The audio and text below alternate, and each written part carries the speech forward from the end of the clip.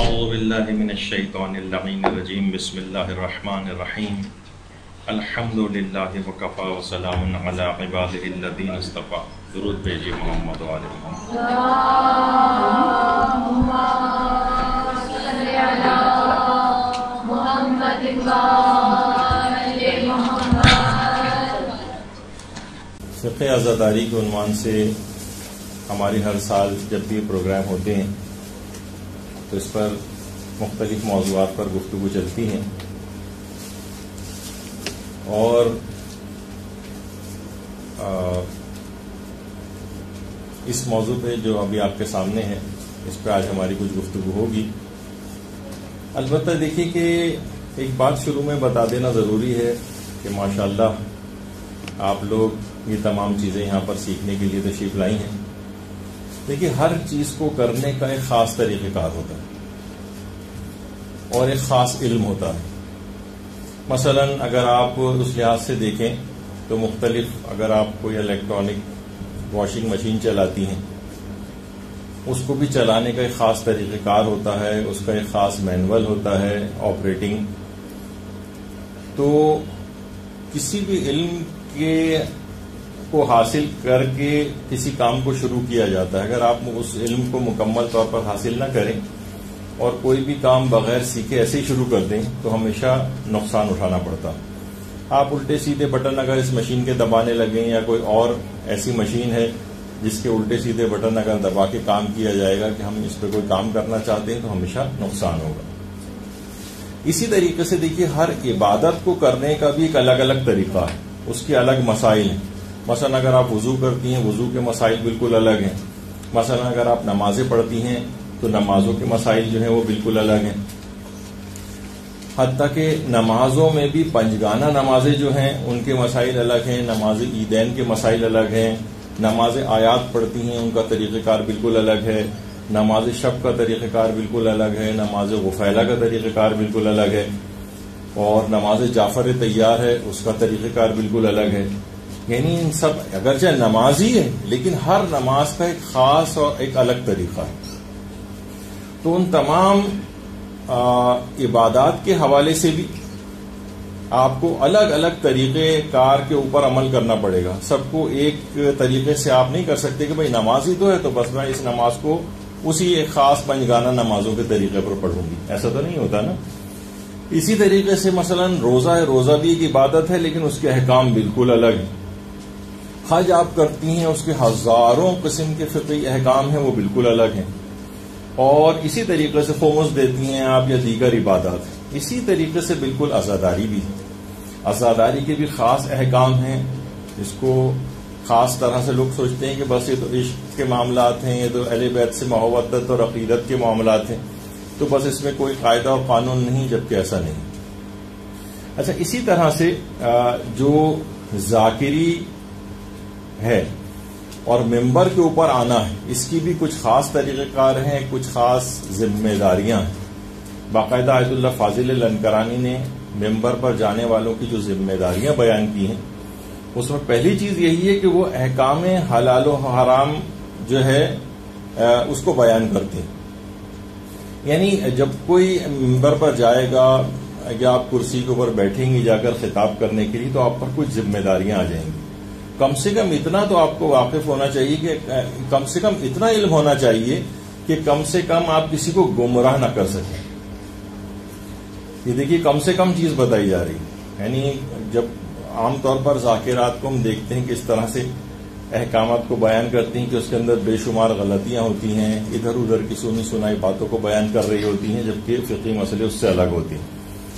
تو آیت اللہ فاضل لنکرانی فرماتے ہیں کہ احکام حلال و حرام کو بیان کرنا، امر بالمعروف و نہی عن المنکر کرنا، آیات اور اقوال پیغمبر یا اقوال معصومین سے واضح و نصیحت کرنا، اہل بیت کے فضائل و مصائب وغیرہ یا ان کے اصحاب کے فضائل و مصائب کو بیان کرنا، یہ کسی بھی اہل ممبر کا ایک طریقہ کار ہونا چاہیے. یہ ذمہ داریاں اس کے اوپر عائد ہوتی ہیں. خواتین کے ساتھ ایک مسئلہ یہ ہے کہ جو بھی وہ مجالس اعضاء پڑھتی ہیں عام طور پر دیکھنے میں آتا ہے کہ اگر کوئی خاتون خاص طور پر تبلیغ دین کر رہی ہے تو اس کو رٹے رٹائے انداز سے کرنے کی کوشش کرتی ہیں، سمجھ کر، خاص مشن کے طور پر اپنا کر، اس فیلڈ کی بہت ساری معلومات کو حاصل کر کے، علم حاصل کر کے، ان احکامات کو اچھی طریقہ سے پڑھ اور سمجھ کے جو اس کو وہاں پر بیان کرنا ہے پھر اس کو بیان کرنا چاہیے۔ اس میں عام طور پر خواتین میں ہم یہ دیکھتے ہیں کہ افراط و تفریط کا پہلو بہت زیادہ ہے۔ دیکھیے بعض اوقات یہ ہوتا ہے کہ کسی بھی تبلیغ کے لیے بھی اگر آپ جائیں اور آپ نے مناسب طور پر فقہ کو حاصل نہیں کیا ہوا ہے تو ہمیشہ وہ شخص افراط و تفریط کا شکار ہو جائے گا۔ کتنے ہمارے ایسے بڑے علماء بھی ہیں، گزرے بھی ہیں اور موجود بھی ہیں کہ وہ خود فرماتے ہیں کہ جب تک، یعنی ان کی خاص فیلڈ تھی فلسفہ، وہ خود بھی فلسفی ہیں ابھی بھی، وہ کہتے ہیں کہ جب تک ہم فقہ اور اصول وغیرہ کے اندر نہیں آئے، ہم میں وہ شخصیت کے اندر وہ بیلنس ہمارے پیدا نہیں ہوا۔ یعنی یہ بہت ضروری ہوتا ہے کہ بہت سے علوم کے اندر بہت زیادہ لوگ حاصل کر لیتے ہیں، لیکن فقہ کے اندر اگر کمزوری آ گئی تو پھر کچھ گمراہی کے امکانات بڑھتے چلے جاتے ہیں۔ وہ خود بھی گمراہ ہوتے ہیں، ہونے کے امکانات ہوتے ہیں اور دوسروں کو بھی گمراہ کر سکتے ہیں۔ اچھا، فقہ جاننے کا ایک فائدہ یہ ہوتا ہے کہ تبلیغات دین میں آپ کبھی بھی افراط و تفریط کا شکار نہیں ہوتی۔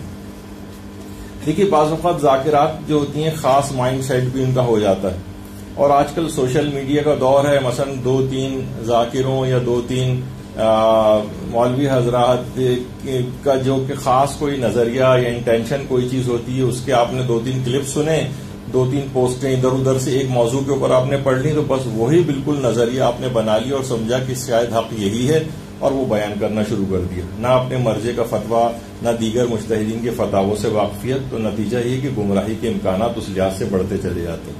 اور افراط و تفریط کہاں ہوتی ہے؟ مثلا کسی بھی چیز کو اگر آپ نے اس طرح سے، مثلا کسی نیکی کی حمایت اگر آپ کرنا چاہیں گی تو اتنی حمایت کر دیں گی کہ ایسا لگے گا یہ مستحب نہیں ہے بلکہ واجب ہے، اور کبھی کسی مکروہ کام کی یا ناپسندیدہ کام کی مذمت پہ آئیں گی تو اس قدر مذمت ہو جائے گی کہ لگے گا کہ یہ حرام کام ہے۔ تو افراط و تفریط سے انسان کو اپنے آپ کو بچانا ہے، اور یہ علم دین اور علم فقہ آپ کو بتائے گا کہ کہاں آپ یہ والی گڑبڑ کر رہے ہیں۔ مثلا یہ کہ بہت ساری خواتین ہیں کہ اگر کبھی وہ بیان کرنا چاہتی ہیں کہ جناب مثلا زیارت امام حسین کی کس قدر فضیلت ہے، تو وہ 2-4 چیزوں سے اور احادیث سے اس طرح سے کچھ استنباط ہوتا ہے کہ لگتا ہے کہ زیارت کرنا واجب ہے۔ وہ تاکیدات کے اعتبار سے چیز آئی۔ مثلا اگر حج کی بھی تاکید بیان کرنی ہے تو بعض اوقات ایسا لگے گا کہ وہ جس شخص کے اوپر حج واجب بھی نہیں ہے وہ سوچے گا کہ میں اپنے گھر بار وغیرہ کو بیچ کے حج پہ چلا جاؤں، یہ افراط و تفریط ہوتا ہے۔ اچھا، ایک تو چیز یہ ہو گئی کہ یہ آپ کو ایک بیچ میں، بلکہ شروع میں ہی میں نے اس چیز کو ضروری سمجھا کہ علم دین کے اعتبار سے ایک ذاکرہ کو کچھ ذمہ داریاں ہیں اور کچھ فوکس کرنا ہے، کیونکہ لگتا ایسا ہے کہ جو ذاکری سیکھنے کے اعتبار سے جو اشتہار وغیرہ آتا ہے مدرسے کا، تو لوگ سوچتے ہیں کہ بس ہم وہ برساتی ٹائپ کی ایک ذاکرہ ہوں گی، جب ایام میں آئیں گے تو ہم 4-5-10 مجلس اس طرح سے رٹ لیں گے، وہ جا کے ممبروں پہ بیٹھیں گے، ادھر ادھر سے مجالس وغیرہ لیں گے اور بس پڑھیں گے اور اس کے بعد سلسلہ ختم ہو جائے گا۔ جو باقاعدہ خاص نظریے کے تحت اس فیلڈ کے اندر آئیں ان کے لیے پھر یہ باتیں ہیں کہ ان کو علم اپنا بڑھانا پڑے گا مسلسل۔ اچھا، صرف خالی یہی بات نہیں بلکہ ایک دوسری چیز اور بھی ہے کہ ذاکرہ کو مسلسل اگر کوئی واقعتاً تبلیغ کے لیے اس فیلڈ میں آئے تو ذاکرہ کو لوگوں کو شبہات سے نکالنا بھی آنا چاہیے۔ شبہات سے نکالنا، شیعت پہ کتنے اعتراضات روزانہ کی بنیاد پہ کیے جا رہے ہیں جب سے سوشل میڈیا آزاد ہوا ہے، بلکہ سوشل میڈیا جب سے آیا ہے ہر شخص کے ہاتھ میں، ہر شخص مختلف اعتراضات اور انحرافات کی زد میں، تو آپ کو یہ چاہیے کہ لوگوں کو روزانہ کی بنیاد پر جس قدر بھی ہو سکے اس لحاظ سے تبلیغ کریں، اور جب بھی کوئی مجلس پڑھنے جائیں، اب آپ دیکھیں کتنے اعتراضات شیعت کے اوپر ہوتے ہیں۔ میں صرف ابھی میں اس کی تفصیل میں نہیں جا رہا، صرف آپ کو ہم نے اس پہ مدرسہ اس لحاظ سے کام بھی کرتا ہے۔ آپ نے اگر دیکھا ہوگا مدرسے کا جو فیس بک پیج ہے کچھ اور، تو وہ مختلف اعتراضات کو باقاعدہ ایڈریس کر کے اس کے جوابات بھی لوگوں کو بتائے جاتے ہیں۔ مثلا یہ آپ کالا کپڑا کیوں پہنتے ہیں جبکہ روایات میں تو ممانعت آئی ہے، مثلا شیعہ جو ہے امام بارگاہ کیوں بناتے ہیں، یہ آپ کو تقریروں کے اندر کوشش کریں کہ ہر مجلس کے اندر کم سے کم ایک شبہ کے جوابات آپ ضرور دے دیں. اسی طریقے سے مثلا جناب مرنے والوں جو شہید ہوتے ہیں، شہید تو زندہ ہوتا ہے تو شہید کے اوپر رویا کیوں جاتا ہے؟ عموماً باہر سے جو ہی اعتراض آتا ہے. اور جناب امام حسین علیہ السلام کو جب معلوم تھا کہ وہ کربلا میں شہید ہو جائیں گے تو انہوں نے اپنی جان کیوں نہیں بچائی؟ یہ ہر دفعہ یہ سوال آتا ہے، ان کے جوابات دیں. روایات میں تو نوحہ کرنے کو منع کیا گیا ہے، پھر مجالس میں نوحے کیوں پڑھے جاتے ہیں؟ یہ روزانہ کی بنیاد پہ یہ سوالات جو ہے مدرسہ لوگ بھجواتے ہیں، علماء سے دریافت کر رہے ہوتے ہیں. 3 دن سے زیادہ تو سوگ کو تو رسول اللہ نے منع کیا ہے، تو پھر شیعہ پورے سال اس طرح سے ہر سال سوگ کیوں مناتے ہیں اور اتنے زیادہ دن کیوں مناتے ہیں؟ ان سب کے جوابات ہیں جو کہ آپ کو بھی دینے. اسی طریقے سے مثلا ٹھیک ہے گریہ کرنے کی ایک حد تک پرمیشن ملتی ہے، لیکن یہ سر و سینہ پیٹنے کی آپ کو کیا ضرورت ہے؟ یہ ہر دفعہ کا ایک چیز ہوتی ہے. اور کیا ہے کہ یہ روزانہ کی بنیاد پر اسکولز میں، کالجز میں، یونیورسٹیز میں اور جو ملازمت کے لیے خواتین جاتی ہیں، مرد حضرات جاتی ہیں، روزانہ کی بنیاد پہ ان سے سوالات ہوتے ہیں اور خاطر خواہ جوابات ان کے پاس نہیں ہوتے. تو یہ ہر مجلس کے اندر کوئی نہ کوئی ایک اس طرح سے سوال کا جواب جو ضرور دیا جائے. 1400 برس بیت گئے ہیں اس واقعے کو، بس ہو کے ختم ہو گیا. اب بار بار ہر سال یہ گریہ اور ماتم برپا کرنے کی کیا ضرورت ہے؟ تو یہ سب چیزیں دیکھیے اس طرح سے ہیں کہ، اور خالی صرف یہیں تک نہیں بلکہ آپ شبیہیں کیوں نکالتے ہیں، یہ ذوالجناح کیوں نکالتے ہیں، یہ جلوس کیوں نکالتے ہیں، اور روڈوں پر جو اس لحاظ سے کیوں آتے ہیں، اور یہ تو بہت اسراف بھی ہے اپنے لوگوں کے اعتبار سے، غیر لوگوں کے اعتبار سے، ہر طرح سے یہ چیزیں آپ کو سامنے آتی. اور خاص طور پر اگر جو معروف کوئی ذاکرہ ہوں جو بہت زیادہ اس لحاظ سے مجالس وغیرہ جو ہے وہ پڑھتی ہوں، تو انہوں نے تو خاص طور پر یہ چیز دیکھی ہوگی کہ اگر کسی کو مثلا 3 اشرے 4 اشرے بھی پڑھنے پڑ رہے ہیں اور مصروف ذاکرہ ہیں تو 30-40 مجلسیں ان کے پاس ہیں. تو اس طرح سے ایک ایک کو شبہ کو بھی اگر ہر مجلس کے اندر وہ زائل کریں تو 30-40 شبہات کو تو کم سے کم لوگوں سے وہ دور کر سکتی ہیں. تھوڑی سی تیاری کرنی پڑے گی، کون سا اتنا زیادہ پوری ایک ہی موضوع کے اوپر آپ کو لینی ہوتی ہے. مختلف موضوعات ہوتے ہیں ایک مجلس میں، ایک شبہ کے ازالے کا بھی ایک موضوع 5-7 منٹ کا آپ کی تقریر کے اندر ہونا چاہیے. اس سے لوگوں کا ایک شوق اور دلچسپی بھی برقرار رہے گی اور لوگوں کو یہ احساس ہوگا کہ ہاں یہ چیزیں ہمیں پتہ ہونی چاہیے، کیونکہ آئے دن روزانہ کی بنیاد پر یہ سوالات شیعوں سے کیے جاتے ہیں. اسی کے اندر یہ والا بھی سوال پوچھا جاتا ہے کہ آپ لوگ سیاہ لباس کیوں پہنتے ہیں. اچھا یہ بیرونی طور پر جو ایک سوالات اٹھائے جاتے ہیں جو شیعت کے اندر سے اتنے نہیں ہیں بلکہ دوسرے لوگ پوچھتے ہیں کہ بھائی روایات کے اندر تو ابھی جیسے آگے چل کر آئے گا کہ سیاہ لباس کو تو اہل جہنم کا لباس قرار دیا گیا ہے، سیاہ لباس کو بعض روایات کے اندر فرعون کا لباس قرار دیا گیا ہے. تو پھر آپ لوگ جب یہ اس کی ممانعت آئی ہے اور یہ پوسٹیں غیر شیعہ افراد کی طرف سے یا متعصب افراد کی طرف سے مسلسل محرموں کے اندر ڈالی جاتی ہیں، تو لوگ بڑے پریشان ہو کر ان کے جوابات پوچھتے ہیں. دیکھیے ہماری اپنی کتابوں کے اندر ہے، دیکھیے خود بہار کا ریفرنس اس کے اندر دیا ہوا ہے. تو ایک تو اس لحاظ سے آپ کو ایک شبہ کا ازالہ اس میں ہو جائے، پھر کچھ اس کے فقہی احکام بھی ہم بیان کریں گے، ان اعتراضات کے جوابات بھی اس کے اندر آئیں گے جو بھی تفصیل آگے آنے والی ہے.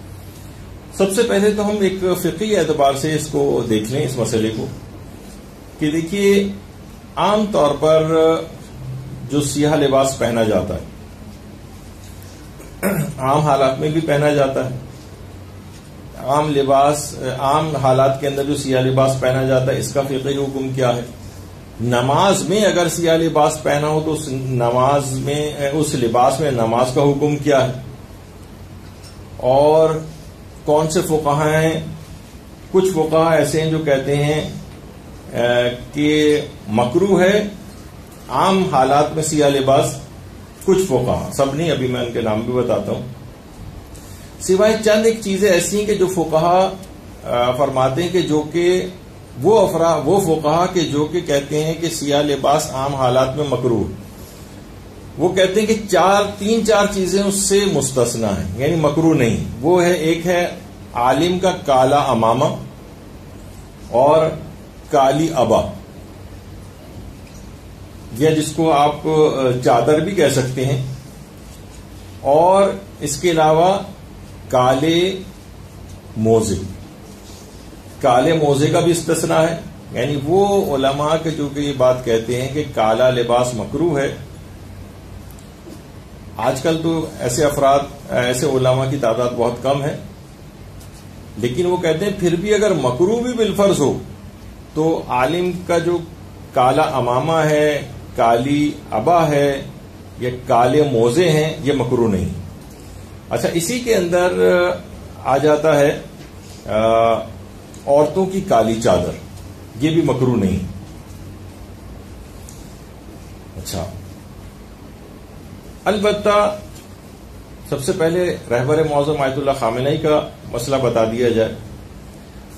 وہ یہ فرماتے ہیں کہ ان سے سوال جو ہے وہ پوچھا گیا کہ کیا غم امام حسین علیہ السلام میں، درود بھیجیے محمد علیہ،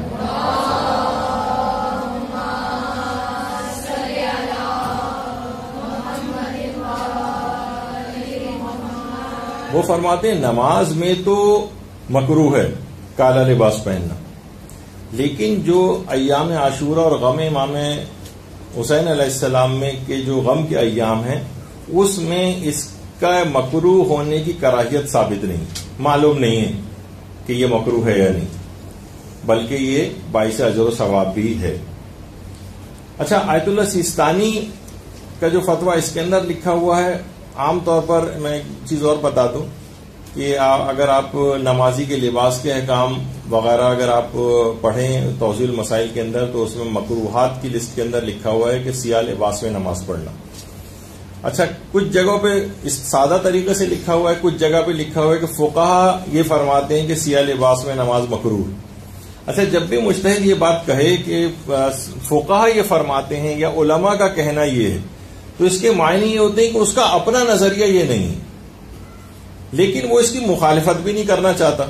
یعنی کہتا ہے بہتر ہے کہ بچا جائے تو کوئی اس میں ایسا کوئی مذائقہ نہیں ہے، لیکن یہ کہ کم سے کم اس کا اپنا نظریہ یہ نہیں ہے. تو آیت اللہ سیستانی یہ فرماتے ہیں کہ نہ تو عام حالات میں سیاہ لباس کی کراہیت ثابت ہے اور نہ ہی نماز کے اندر، یعنی بالکل جائز ہے. آیت اللہ سیستانی اور خاص طور پر جو فتاوے استفتاحات وغیرہ مستقل ان سے جو پوچھے جاتے ہیں، جو وہاں سے جواب آ رہے ہیں، اس میں وہ کہتے ہیں مطلق طور پر سیاہ لباس کی کراہیت کا مسئلہ ہی نہیں ہے. یعنی نہ عام حالات میں مکروہ ہے پہننا اور نہ ہی نماز میں پہننا مکروہ. اور عزائے امام میں اگر پہنا جائے تو بہت ہی بہتر ہے، مستحسن ہے، فضیلت کا باعث ہے، انشاءاللہ باعث اجر و ثواب بھی. اور صرف آیت اللہ سیستانی نہیں بلکہ علماء فرماتے ہیں کہ آیت اللہ اسحاق فیاض کا بھی یہی نظریہ، وہ بھی اس کی کراہیت کے قائل نہیں.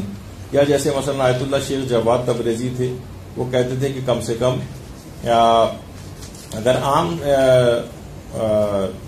حالات میں اس کا پہننا مکروہ بھی ہو، یعنی نماز میں اگر اس کا پہننا مکروہ بھی ہو، تب بھی اگر عزائے امام میں اگر اس نے پہنا ہوا ہے تو عزائے امام میں اس لباس میں نماز بھی پڑھ سکتا ہے، یعنی مکروہ نہیں. یعنی عزائے امام کے اعتبار سے بہت زیادہ باعث شرف اور فضیلت ہے کہ سیاہ لباس اگر اس میں اس کی نیت سے پہنا جائے. اور اسی میں اگر آپ نماز بھی پڑھ لیں تو عام حالات میں اگر نماز مکروہ ہونا تھی تو عزائے امام میں اگر آپ نے سیاہ لباس پہنا ہوا ہے تو نماز مکروہ نہیں. اور علماء فرماتے ہیں آیت اللہ حافظ بشیر نجفی کا بھی یہی نظریہ ہے، وہ بھی عام حالات میں یا اس کے علاوہ بھی لباس سیاہ کی کراہیت کا مسئلہ نہیں. اور عزائے امام میں اگر پہنا جائے، اس نیت سے پہنا جائے، تو بہت سارے مجتہدین کے نزدیک تقریباً سبھی اس بات کو کہتے ہیں کہ باعث فضیلت ہے، باعث اجر و ثواب ہے. اور کچھ علماء تو ایسے ہیں جو کہتے ہیں پکا مستحب ہے عزائے امام کے اندر پہننا، جیسے کہ آیت اللہ وحید خراسانی یا جیسے آیت اللہ اسحاق فیاض، وہ کہتے ہیں مستحب ہے، یعنی بالکل آپ پکی مستحب ہونے کی نیت کر سکتے ہیں اگر عزائے امام میں غم امام مظلوم میں آپ نے سیاہ لباس کو پہنا ہوا ہے. اچھا، جیسے کہ ابھی ہم نے کہا کہ اگر کوئی شخص ہے مثلا اس نے سیاہ لباس پہنا ہوا ہے یا کسی ایسے مجتہد کی تقلید میں ہے اور اس نے غم امام میں پہنا ہوا ہے سیاہ لباس، اور اس کے بعد اس کو مثلا نماز پڑھنے کے لیے جانا پڑتا ہے اور وہ اسی کے اندر نماز پڑھ رہا ہے، تو جیسے کہ ابھی آپ نے سنا کہ آیت اللہ شیخ جواد تبریزی کا بھی یہ نظریہ تھا کہ پھر عزائے امام میں اگر پہنا ہے تو اس کی کراہیت نماز میں بھی ختم ہو جاتی. تو اس طرح سے اچھا بہت سی روایات میں اگر ہم دیکھیں آئمہ اور جو سیرت اہل بیت ہے یا پیغمبر اسلام کی سیرت ہے، اس میں بھی بات پتہ چلتی ہے. باقاعدہ جو ہماری کتاب ہے بصائر الدرجات، اس میں ایک حدیث موجود ہے کہ جس وقت پیغمبر ختمی مرتبہ صلی اللہ علیہ وآلہ وسلم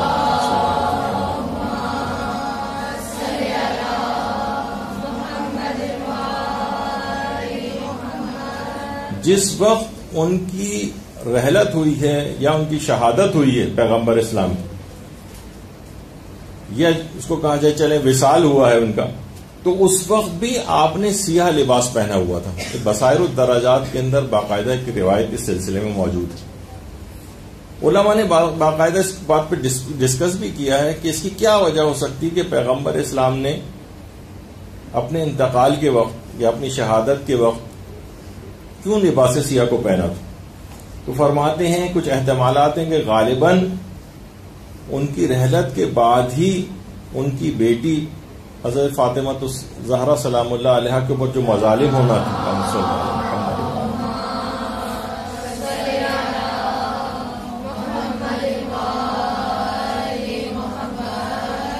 کہ دروازے پر لوگ آگ لے کر آئے، کتنے مصائب ہوئے، دروازہ جو ہے وہ جلایا گیا، اور شکم مادر میں وہ بچہ محسن وہ شہید ہو گیا، اور اسی کے صدمے سے حضرت زہرا کتنی جلد اس دنیا سے رخصت ہوئیں. تو پیغمبر اسلام نے ان غموں کی اور ان مصیبتوں کی نشاندہی کے طور پر اس لباس کو ممکن ہے کہ پہنو. اور بحر الانوار کی جلد نمبر 43 میں بھی یہ بات موجود ہے کہ پیغمبر اسلام کی رحلت میں غم کے اظہار کے طور پر حضرت زہرا سلام اللہ علیہ نے باقاعدہ غم کے اظہار کے طور پر سیاہ رنگ کا ایک کپڑا اپنے سر کے اوپر بھی باندھا ہوا تھا. اور عربوں کے اندر بھی یہ عورتوں کے غم کی علامت شمار ہوتی تھی. اس غم کی علامت کے طور پر سیاہ رنگ کا ایک کپڑا حضرت زہرا نے اپنے سر کے اوپر بھی باندھا ہوا تھا. تو اور اس کو روایت میں کہ مسلسل باندھے رکھتی تھی. بلکہ روایت میں یہ بھی بات آئی کہ جس وقت بیعت کا مطالبہ ہوا تھا اور ظالم اور اشقیاء نے گھر کے اوپر ہجوم کر لیا تھا اور حضرت زہرا دروازے کے پیچھے تھی، اس وقت بھی مکمل حجاب کے ساتھ اپنے سر پر اس سیاہ کپڑے کو باندھا ہوا تھا جو علامت غم کے طور پر پیغمبر کی رحلت کے بعد سے مسلسل اپنے سر پہ باندھے رکھتی ہیں. اور جس وقت وہ بھی واقعات روایات کے اندر جو ہے آپ کو ملتی ہیں، اگر آپ اس لحاظ سے ان کو تلاش کریں، کہ امام حسین علیہ السلام کی شہادت کے بعد جب وہ خواب جو روایت میں کہ دربار یزید میں حضرت سکینہ سلام اللہ علیہ نے سنایا تھا، دربار یزید میں، جسے علامہ مجلسی نے بہار میں بھی لکھا ہے اور مستدرک الوسائل میں مرزا حسین نوری نے لکھا ہے کہ حضرت سکینہ سلام اللہ علیہ فرماتی ہے، درود بھیجیے محمد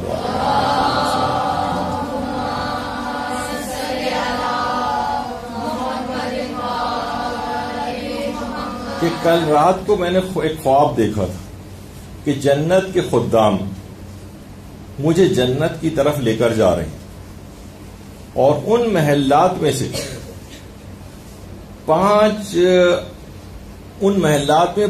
نورانی شخصیات موجود ہیں. یہ خواب حضرت سکینہ سنا رہے ہیں، اور ان میں ان 5 نورانی شخصیات میں سے ایک شخصیت کا نور سب سے زیادہ تھا.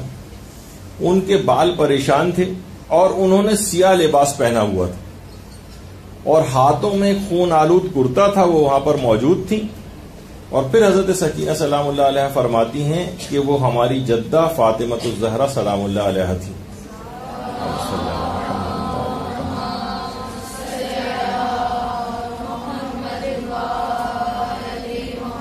ہمارے ایک عالم فخر الدین تروہی گزرے ہیں، انہوں نے منتخب میں بھی اس خواب کو جو ہے وہ لکھا ہے. اور اس لحاظ سے اگر آپ دیکھیں تو اس خواب کے اندر بھی حضرت زہرا نے جو کہ ایک برزخی زندگی جو ہے وہ گزار رہی ہیں، اس میں بھی غم امام مظلوم میں سیاہ لباس کا تذکرہ اس روایت کے اندر اس لحاظ سے آیا ہے۔ تو پیغمبر اسلام کی سیرت کے حوالے سے آپ نے دیکھا کہ انہوں نے وقت انتقال سیاہ لباس پہنا ہوا تھا۔ حضرت زہرا کا آپ نے دیکھا کہ غم میں مسلسل سیاہ رنگ کا ایک کپڑا جو ہے وہ سر کے اوپر باندھے رکھتی تھی، اور شہادت کے بعد بھی عالم برزخ میں عزاداری کا جو خواب آپ نے ابھی سنا اس میں بھی سیاہ لباس ہی پہنا ہوا تھا۔ اس کے علاوہ بھی جتنے بھی خواب، مکاشفات، اور یہ اگر آپ پڑھیں جس کے اندر ایک سیاہ پوش بی بی کا تذکرہ بار بار آتا ہے، سیاہ پوش، تو انہیں مستقل سیاہ لباس کو غم کے اندر پہنا ہوا، اور خود پیغمبر اسلام ختمی مرتبت صلی اللہ علیہ وآلہ وسلم اور حضرت امیر المومنین صلی اللہ علیہ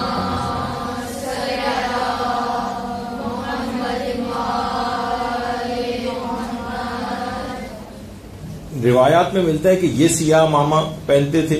روایت کے اندر یہ بات آئی ہے کہ سیاہ امامہ پیغمبر بھی اور حضرت امیر المومنین بھی پہنتے تھے، اور جس وقت فتح مکہ ہوئی تو پیغمبر اسلام سیاہ امامہ پہن کر مکے میں داخل ہوئے امامے کے لحاظ سے، اور روایات میں یہ بات بھی آئی ہے کہ حضرت امیر المومنین علیہ الصلوۃ والسلام جس وقت بصرے میں قیام کیا ہوا تھا تو مستقل حضرت امیر سیاہ امامہ بصرے میں پہنا کرتے تھے، سیاہ امامہ، اور خود ہمارے امام حسن علیہ السلام اور امام سجاد علیہ الصلوۃ والسلام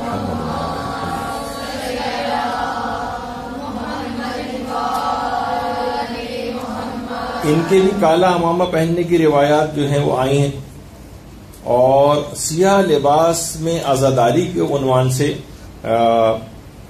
سیرت آئمہ بھی اس کے اندر شامل، باقاعدہ سوگ نامہ آئمہ نور کے نام سے بہت سے رسالے لکھے گئے ہیں۔ اس کے اندر بھی ازبغ ابن نباتہ جو کہ صحابی تھے امام کے، وہ ذکر کرتے ہیں کہ جس وقت حضرت امیر المومنین علیہ الصلوۃ والسلام کی شہادت واقع ہو گئی تھی تو امام حسن علیہ السلام اور امام حسین علیہ السلام جس وقت مسجد کوفہ میں داخل ہوئے ہیں، یعنی ابھی شہادت ہوئی ہے، اور اس کے بعد امام حسن اور امام حسین جس وقت مسجد کوفہ میں شہادت کے بعد داخل ہوئے ہیں تو ازبغ فرماتے ہیں کہ دونوں نے لباس سیاہ پہنا ہوا تھا، دونوں نے۔ اور باقاعدہ جو شرح نہج البلاغہ بھی ہے ہمارے علماء اہل سنت میں سے ایک ابن ابی الحدید معتزلی، انہوں نے شرح نہج البلاغہ لکھی ہے، اس میں باقاعدہ عبداللہ ابن عباس کی ایک روایت بھی انہوں نے نقل کی ہے کہ جس وقت شہادت امیر المومنین ہو گئی تھی تو امام حسن علیہ السلام جس وقت گھر سے باہر آئے ہیں، آج بھی عراق کے اندر آپ جائیں جو امیر المومنین کا جو کوفہ میں جو گھر تھا، تو جس وقت امام حسن گھر سے باہر نکلے تو اس وقت بھی امام حسن نے سیاہ لباس پہنا ہوا تھا، اور باقاعدہ پھر اس کے بعد ایک خطبہ بھی ارشاد فرمایا تھا۔ تو اصول کافی میں بھی ہے اور دائم الاسلام جو ہماری کتاب ہے اس میں بھی ہے کہ امام سجاد علیہ السلام سیاہ ابا جو ہے وہ پہن کر رکھتے تھے۔ سیاہ ابا کا رنگ بھی سیاہ ہوتا تھا اور قبا کا رنگ بھی سیاہ ہوتا تھا جو ابا کے اندر پہنی جاتی، اور ہمیشہ اس کے بعد دیکھا گیا امام کو واقعہ کربلا کے بعد کہ گریبان چاک رہتا تھا۔ تو اور صرف یہی نہیں کہ ائمہ کے اپنے ادوار میں یا امام حسین کی شہادت کے بعد ہی ایسا ہونا شروع ہوا، بلکہ خود پیغمبر اسلام کے اپنے دور میں جب بھی ایام غم ہوتے تھے تو مسلمان عورتوں میں سیاہ لباس کا پہننا اس زمانے سے ہی شمار ہوتا تھا۔ دیکھیے سب باتیں کیوں بیان کرنا پڑ رہی ہیں، کیونکہ یہ انحرافات کا دور شروع ہو گیا، یہ سوشل میڈیا پہ بہکانے کا دور شروع ہو گیا، یہ آپ پر مسلسل اعتراضات اور لوگ جو ہیں جب وہ ان اعتراضات کے جوابات نہیں دے پاتے ہیں تو پھر وہ مشکوک ہونے لگتے ہیں، وہ اپنے آپ کو مغلوب خیال کرنے لگتے ہیں، دوسرے کو تو کوئی جواب نہیں دینا ہوتا، وہ آپ کو ہر وقت کٹہرے میں کھڑے دیکھنا چاہتے ہیں، اور جب آپ کٹہرے میں کھڑے ہو کے سوالات کے جوابات نہیں دیں گے تو گویا ایک لحاظ سے مجرم کے طور پر آپ اپنے آپ کو فیل کرنے لگتے ہیں کہ میرے پاس ان کے جوابات نہیں. اس وجہ سے ان تمام اسلحے سے آپ کو دلائل کے اسلحے سے لیس ہونا چاہیے. تو باقاعدہ سیرت ہشام میں بھی یہ بات آئی ہے کہ جس وقت جنگ احد واقع ہوئی تھی، جنگ احد آج بھی مدینے میں میدان احد ہے، لوگ اس کی زیارت کو جاتے ہیں وہاں پر. تو جنگ احد میں 70 مسلمان شہید ہوئے تھے. اچھا، میدان احد ہے اور وہیں پر ہی شہداء جو وہاں پر شہید ہو گئے تھے ان کو وہیں میدان احد ہی میں دفن کیا گیا تھا. اور حضرت حمزہ پیغمبر اسلام کے چچا وہ بھی وہیں پر دفن ہیں، مصعب ابن عمیر، اور اس طرح سے دیگر جو اصحاب ہیں وہ بھی وہاں پر دفن ہیں. اور جو شہداء احد ہیں، یہ گڑھا سا جو آپ کو ایک نظر آ رہا ہے، اس میں 70 شہداء احد کے جو ہے وہ دفن ہے. یہاں پر باقاعدہ کبھی مزار بنا ہوا ہوتا تھا جس کو جنت البقیع کے انہدام کے ساتھ ساتھ یہ میدان احد کے جو مزارات ہیں یہ بھی منہدم کر دیے گئے. اب یہ گڑھا سا ایک آپ کو نظر آ رہا ہے، یہ شہداء احد یہاں پر دفن. اور اسی طریقے سے حضرت حمزہ کی قبر وہاں پر. تو اچھا، کچھ تو شہید ہو گئے تھے انہیں یہیں دفن کر دیا گیا. کچھ شہداء احد ایسے تھے کہ جو کہ زخمی ہو گئے تھے. زخمی ہونے کے بعد جب ان کو مدینے لایا گیا تو مدینے میں آنے کے بعد ان کی شہادت ہوئی. تو اس کے بعد ان جو زخمی ہو گئے تھے اور بعد میں شہید ہوئے ان کو جنت البقیع میں دفن کیا گیا. اس کا بھی ایک خاص جگہ یہ وہاں پر ایک نشان موجود ہے کہ جہاں پر زخمی شہداء احد. تو جس وقت یہ جنگ احد واقع ہوئی اور اس کے اندر اتنے زیادہ افراد جو ہے وہ شہید ہوئے ہیں، تو مسلمان عورتوں نے، جن کے اندر حضرت ام المومنین ام سلمہ بھی شامل تھی، پیغمبر اسلام کی زوجہ، وہ باقاعدہ سیاہ لباس پہن کر اس عزاداری میں شریک ہوئی. ان کے عزاداری میں ان کے غم کے طور پر حضرت ام المومنین ام سلمہ نے بھی سیاہ لباس پہنا تھا اور مدینے کی عورتوں نے بھی سیاہ لباس پہنے تھے. یعنی اب پیغمبر اسلام کے اپنے دور میں پیغمبر اسلام حیات تھے، اس وقت موجود تھے، ان کے سامنے ان سب کا سیاہ لباس پہننا اور پیغمبر کا ان کو منع نہ کرنا، اس بات کی دلیل ہے. آگے چل کر بھی بات آئے گی کہ قول معصوم سے بھی کوئی چیز ثابت ہوتی ہے، فعل معصوم سے بھی ثابت ہوتی ہے اور تقریر معصوم سے بھی ثابت ہوتی ہے. تو سیاہ لباس کی مشروعیت جو ہے ان تینوں چیزوں سے ثابت ہوتی ہے. یعنی الفاظ کے ذریعے بھی ثابت ہے اور معصومین کے اپنے افعال کے ذریعے بھی ثابت ہے، اور جس کا بھی آگے چل کر تذکرہ آئے گا. اور تقریر معصوم یعنی سامنے کوئی عمل ہوا اور انہوں نے روکا نہیں، اس سے بھی ثابت ہوتی. تو بہرحال حضرت ام سلمہ اور دیگر جو مدینے کی خواتین تھیں انہوں نے بھی وہاں پر سیاہ لباس اس لحاظ سے پہنا تھا، تو ان کی بھی ایک سیرت ہوئی. اور حضرت ام سلمہ کی سیرت کا ایک پہلو اس وقت بھی ہے کہ جس وقت شہادت امام حسین کی خبر ملی تھی. آپ کو معلوم ہے نا کہ حضرت ام سلمہ سب سے آخری زوجہ ہیں، یعنی جنہوں نے سب سے آخر میں وفات پائی. تقریباً 89 سال کی جو ہے عمر کے اندر ان کی وفات ہوئی ہے. اور امام حسین کی شہادت جب خبر ملی تھی ان کو امام حسین کے شہید ہونے کی ام سلمہ، تو انہوں نے مسجد نبوی میں مسجد نبوی کا جو قبہ تھا اس پر ایک سیاہ کپڑا لپیٹ دیا تھا روایت میں، اور خود بھی اسی وقت سیاہ لباس پہن لیا تھا. تو کیونکہ ہم سیاہ لباس کے اعتبار سے گفتگو کر رہے ہیں تو اس کے اندر سے یعنی حضرت ام سلمہ کا مستقل یہ طریقہ رہا. تو بہرحال حضرت ام سلمہ کی سیاہ لباس میں عزاداری، اس سے بھی یہ چیز ثابت ہوتی. پیغمبر اسلام کی زوجہ جو پیغمبر اسلام کو دیکھے ہوئی تھی اور ان کے طور و طریقوں سے واقف تھیں، ان احکامات سے واقف تھیں، اور خود پیغمبر اسلام کی اپنی زندگی میں حضرت حمزہ کی شہادت کے وقت بھی انہوں نے سیاہ لباس پہنا ہوا تھا. تو اس سے اس کی مشروعیت بھی ثابت ہوتی. اور اس کے علاوہ اچھا، حضرت ام سلمہ جو ہے زیادہ تر ہمارے علماء کا یہ بھی کہنا ہے کہ حضرت ام سلمہ جو ہیں وہ قبرستان بقیع میں جو دیگر ازواج رسول کی قبور ہیں انہی میں ام سلمہ کی قبر بھی، اور کچھ قبرستان باب الصغیر میں قرار دیتے ہیں، لیکن جو شام میں ہے. لیکن یہ کہ بہرحال ہمارے اکثر علماء کا کہنا ہے کہ وہیں جنت البقیع میں دفن.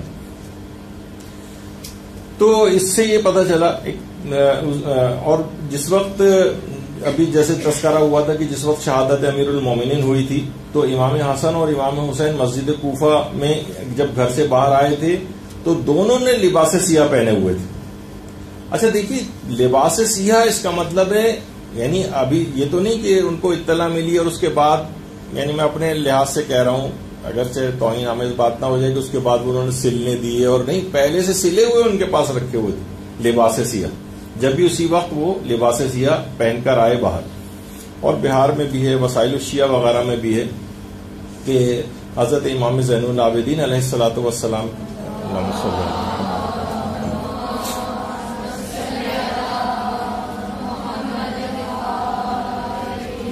ان کے فرزندوں میں سے ایک فرزند نقل کرتے ہیں کہ جس وقت امام حسین علیہ السلام کی شہادت ہو گئی تھی تو زینان بنو ہاشم جو تھیں وہ مستقل سیاہ لباس پہن کر رکھتی تھیں.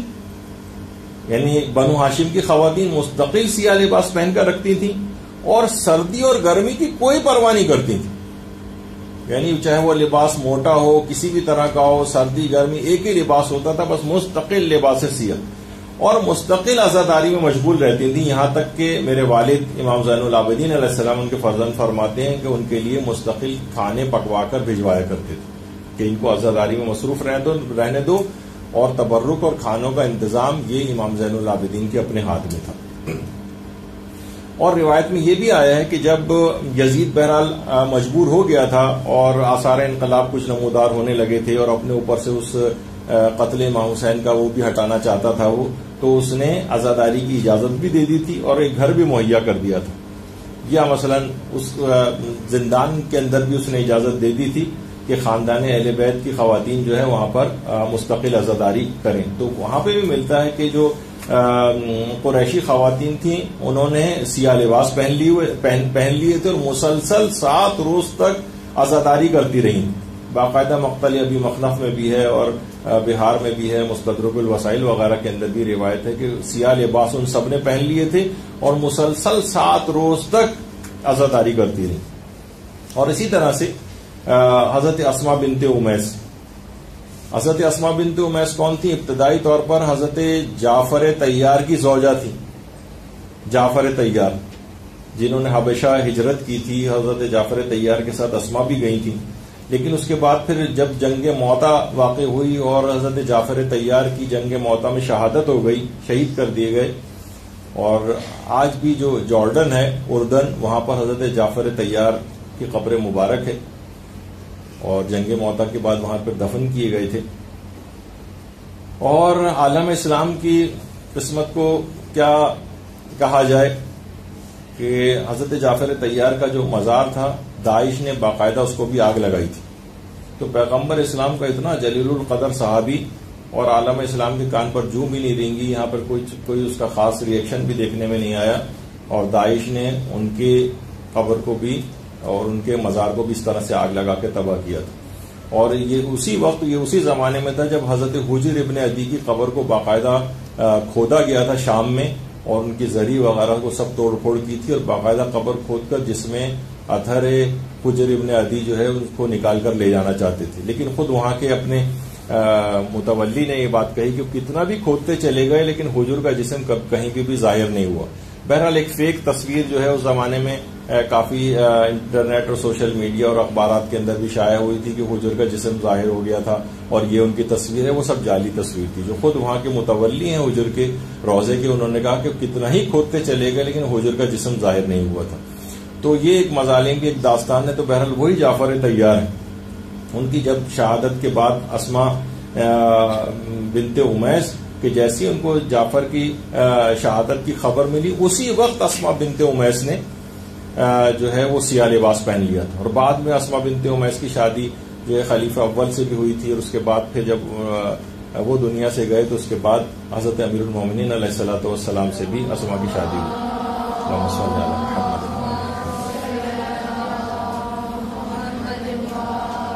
اگرچہ یہ بات اتنی ثابت نہیں کہ اسماء اس وقت بھی موجود تھی کہ جس وقت امیر المومنین کی حضرت زہرا سے شادی ہوئی تھی لیکن بہت زیادہ یہ بات اتنی اس لحاظ سے ثابت نہیں ہے. اور حضرت زہرا کے البتہ غسل کے میں اور کفن پہناتے وقت بھی ان کی موجودگی روایات کے اندر وہاں پر ملتی. تو بہرحال اس لحاظ سے اسما کتنی شریعت کے احکامات سے واقف تھیں، اور جیسے ہی حضرت جعفر طیار کی جنگ موطا میں شہادت کی خبر ملی ہے، اسما نے اسی وقت لباس سیاہ پہن لیا تھا۔ تو اس سے یہ پتہ چلتا ہے کہ یہ ایسا ایک حکم ہے کہ خاندان اہل بیت میں بھی اور زنان بنو ہاشم ان سب کو بھی حکم اس زمانے سے ہی پتا تھا کہ عزا اور غم کے ایام میں جو ہے لباس سیاہ کو پہننا یہ مشروع ہے، یہ جائز ہے، یہ شرعی طور پر ممنوع نہیں۔ اور اس لحاظ سے انہوں نے سالہ سال جبکہ حضرت امیر کے حضرت زہرا کے گھر میں بھی اسما نے گزارے تھے، اور حضرت ام سلمہ جو کہ پیغمبر اسلام کی زوجہ تھیں، وہ تو خود پیغمبر اسلام کی سیرت دیکھ چکی تھیں، ان کی سنت دیکھ چکی تھیں، 7 سال تقریباً پیغمبر اسلام کے ساتھ انہوں نے گزارے تھے، اور دیگر معصومین کے ساتھ تو تقریباً 50 سال ام سلمہ نے گزارے۔ سب سے آخر میں بھی واقع کربلا کے بعد جو ہے 61 ہجری میں ہوا ہے، اور 62 ہجری کے قریب جو حضرت ام سلمہ کی وفات ہوئی تھی۔ تو اتنی طویل عرصہ گزارنے کے بعد ان کے متعلق ملتا ہے کہ وہ سیاہ لباس پہن کر عزاداری کرتی تھیں، اور نہ صرف یہ کہ حضرت ام سلمہ بلکہ مقتل ابی مخنف کے اندر جو روایت موجود ہے اس میں یہ کہ نعمان بن بشیر جب وہ مدینے پہنچا تھا اور اس نے امام حسین علیہ السلام کی شہادت کی اطلاع اہل مدینہ کو دی تھی، تو لوگوں نے اس وقت شہادت امام کا سن کر شدید گریہ کیا تھا، اور پورے اہل مدینہ نے سیاہ لباس پہن لیے تھے۔ روایت میں پورا اہل مدینہ نے سیاہ لباس پہن لیے تھے۔ تو اس سے بات ثابت ہوتی ہے کہ غم اور مصیبت کے ایام میں سیاہ لباسوں کا پہننا یہ اس زمانے سے سب کچھ یہ رائج رہا۔ اور میں ویسے اس معلومات کے لحاظ سے بتا دوں کہ ہمارے جو غیر شیعہ بھائی ہیں وہ ان کے ہاں باقاعدہ کوئی بھی چیز قرآن سے ثابت ہوتی ہے، سنت سے ثابت ہوتی ہے، اجماع سے ثابت ہوتی ہے، قیاس سے بھی ثابت ہوتی ہے، اور ایک اور چیز بھی اس میں ہے اجماع اہل مدینہ، یعنی اہل مدینہ کا کوئی عمل کرنا وہ اگر کوئی ثابت ہو جائے کہ تمام اہل مدینہ نے کیا ہے تو ایک لحاظ سے یہ بھی اس کی مشروعیت کو ثابت کرنے کے لیے کافی ہوتا۔ تو امام حسین کی شہادت کی خبر سن کر تمام اہل مدینہ کا سیاہ لباس جو ہے وہ پہننا یہ روایات کے اندر یہ آیا ہے، تو اس سے بھی اس بات کا پتہ چلتا۔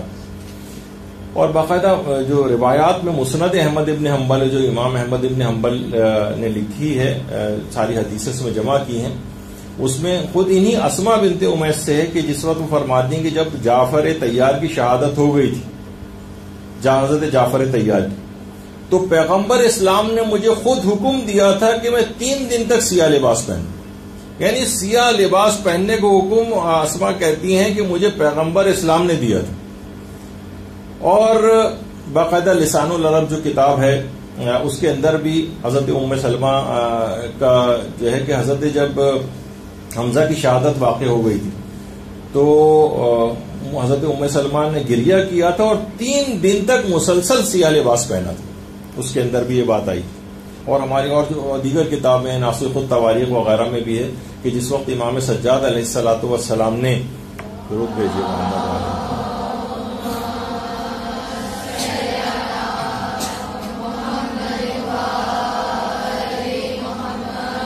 جس وقت جامع اچھا حضرت ابھی ان کا تذکرہ ہوا تھا حضرت حمزہ کا، تو یہ ایک تصویر دیکھی اس وقت حضرت حمزہ کی کہاں قبر آپ نے ابھی دیکھی جو اس پہ کچھ نہیں، اور اس سے پہلے اسی قبر کے اوپر پورا ایک گنبد اور ایک مزار بھی بنا ہوا تھا جس کو بقی کے انہدام کے بعد یہاں پر ان کے مزارات کو بٹھایا گیا تھا۔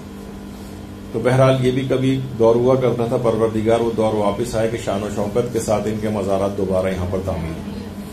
تو ناسخ التواریخ میں کہ چوتھے امام نے جب جامع مسجد دمشق جو کہ آپ کوئی بھی شام گیا ہو زیارات پہ تو وہ بازار سے گزر کر اس کے بعد جو جامع مسجد دمشق شروع ہوتی ہے، اصل میں یہ جو ہے جامع مسجد دمشق یہ یہاں پر یہ اس کو جس کو جامع مسجد اموی بھی کہا جاتا ہے، یہ اصلاً دربار یزید تھا، یعنی یزید اسی مسجد کے اندر اپنا ایک دربار لگاتا تھا، تو یہاں پر ہی چوتھے امام نے خطبہ بھی ارشاد فرمایا تھا. امام نے اس وقت ایک بوسیدہ لباس عزاداری پہنا ہوا تھا. تو منہال نام کا ایک شخص امام کے اس خطبے کو سن کر جو ہے نا بیچ میں کھڑا ہو گیا اور کہنے لگا کہ آپ خود کو فرزند رسول کہتے ہیں, یہ آپ نے اپنی کیا حالت بنائی ہوئی, یعنی اتنا سیاہ رنگ کا ایک بوسیدہ سا آپ نے جو ہے لباس پہنا ہوا ہے اور آپ اپنے آپ کو فرزند رسول کہتے ہیں. تو امام نے جملے اس وقت ارشاد فرمائے تھے کہ ایسا حال میرا کیوں نہ ہو کہ جس کا باپ پیاسا قتل کر دیا گیا ہو اور جس کے اہل خانہ قیدی بنا لیے گئے ہوں, اس کا تو ایسا ہی حال ہونا چاہیے. اور اس لیے میں نے اور میرے اہل خانہ نے یہ اس لباس عزاداری کو پہن لیا, اب ہم ویسے بھی نئے لباس بنا کر کیا کریں. تو اس وقت بھی امام نے باقاعدہ وہ بوسیدہ سا وہ لباس وہاں پر پہنا ہوا تھا, لباس عزاداری, سیاہ رنگ کا لباس. تو بہرحال یہ عزا کے اندر اس طرح سے پہننا یہ چوتھے امام کی سیرت کے اندر بھی ہے, اور باقاعدہ مقتل ابی مخنف اور ناسخ التواریخ وغیرہ کے اندر بھی یہ چیز آئی. اور حضرت ام سلمہ کا تو عمل متعدد مقامات پر جو شہادتیں ہوئی ہیں, حضرت حمزہ کی شہادت ہوئی ہے اور جیسے کہ امام حسین کی شہادت ہوئی ہے, اس میں مستقل ان کا اس میں عمل ثابت ہے. باقاعدہ عیون الاخبار و فنون آثار کے نام سے جو کتاب ہے, اس میں بھی حضرت ام سلمہ نے امام حسین کی شہادت پر سیاہ لباس پہنا تھا, اور بلکہ مسجد نبوی میں کالے رنگ کا ایک خیمہ لگا کر اس کے اندر آ کر بیٹھی.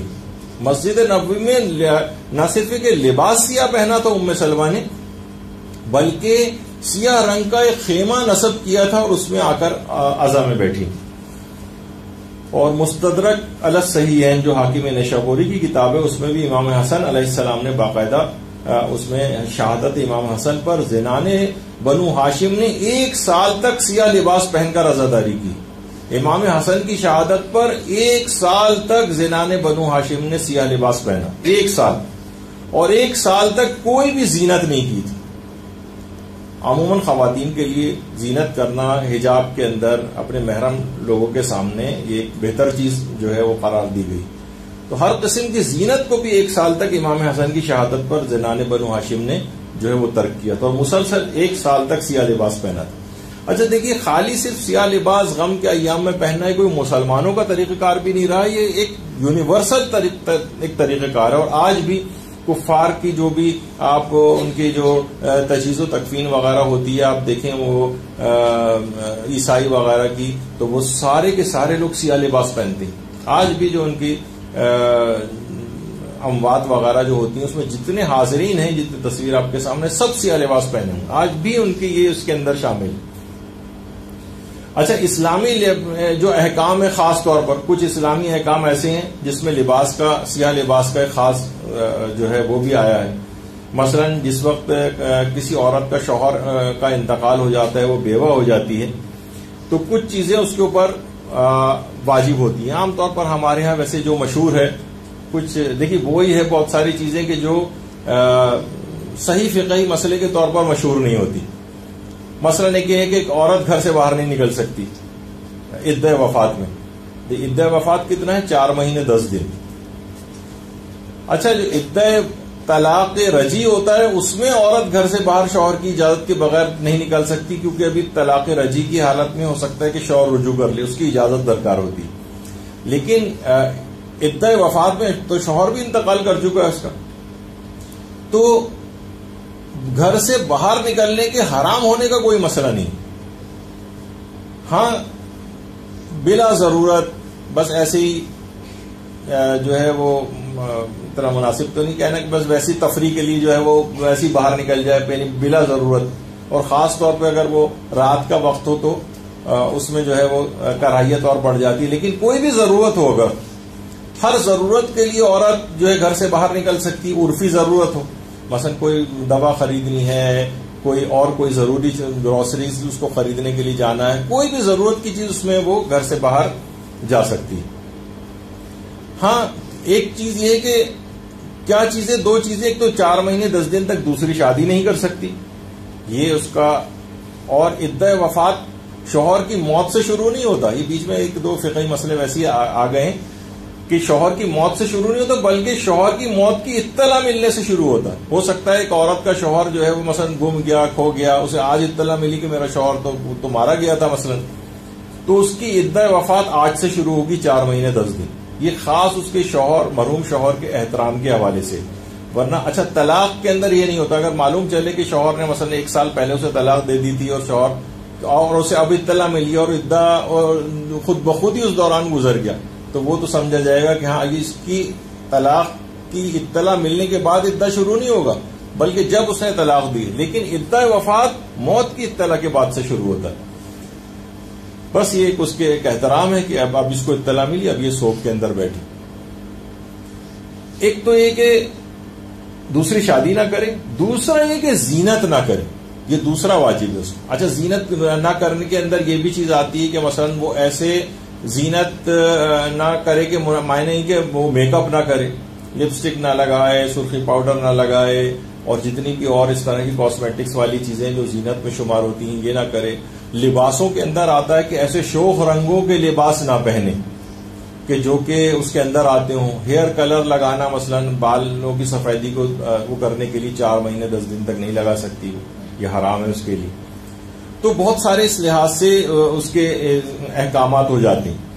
لیکن کیا ہے کہ کالا لباس وہ پہن سکتی. باقاعدہ روایتوں میں الگ سے تذکرہ جس کا آیا ہے, اور مستدرک الوسائل میں مرزا حسین نوری نے بھی روایت لکھی جس کے اندر امام معصوم نے باقاعدہ چیز فرمائی کہ ولا باسان تلبسا صوبن مصبوغن بسواد.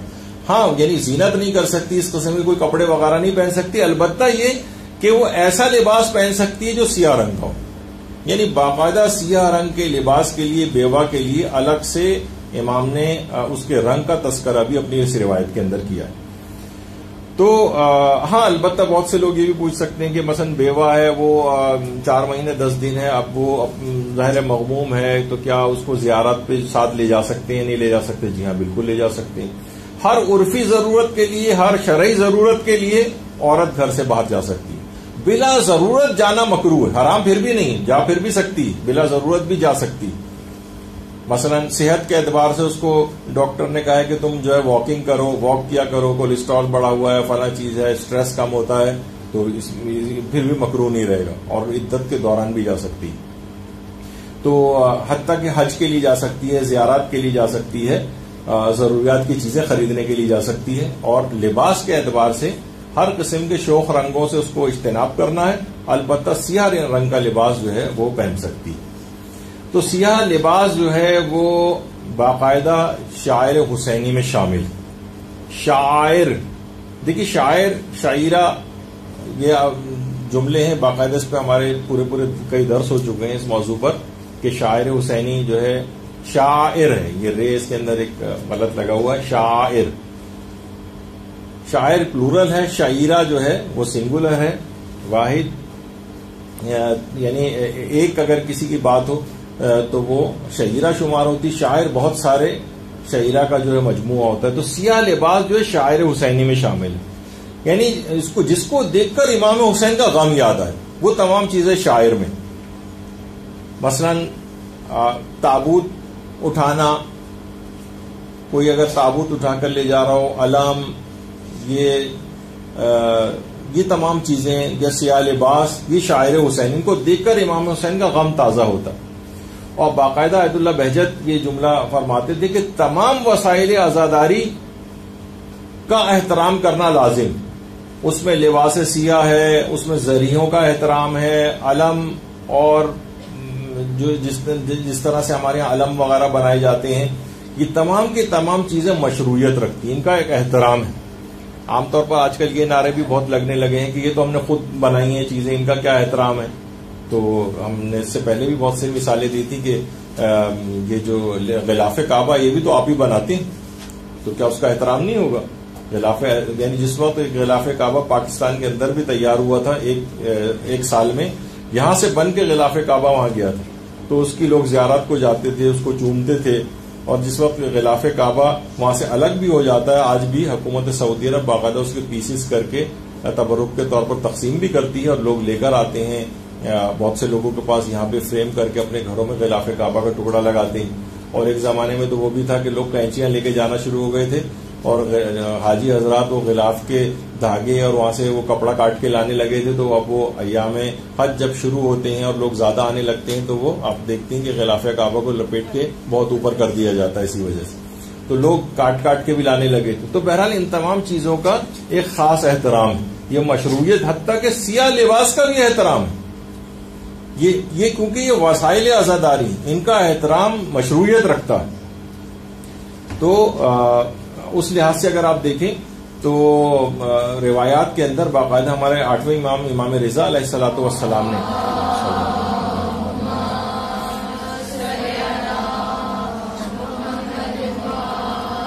نے فرمایا تھا کہ اگر تم اس بات پر خوش ہو کہ جنت کے اعلیٰ درجات میں تم ہمارے ساتھ ہو، راوی سے فرماتے ہیں، تو ہمارے غم میں غمگین ہو جایا کرو اور ہماری خوشی میں خوش ہو جایا کرو. علماء فرماتے ہیں کہ دیکھیے غم میں غمگین ہونا، خوشی میں خوش ہونا، یہ آثار سے بھی ظاہر ہو رہا ہوتا ہے. یہ جو امام نے کہا فحزن لحزننا ووفرا لفرحنا، تو ہمارے غم میں مغموم، ہماری خوشی میں جو خوش ہونے والا جو چیز ہے، تو غم میں غم کی بہترین مثال جو ہے علامت حزن کے طور پر وہ سیاہ لباس ہے.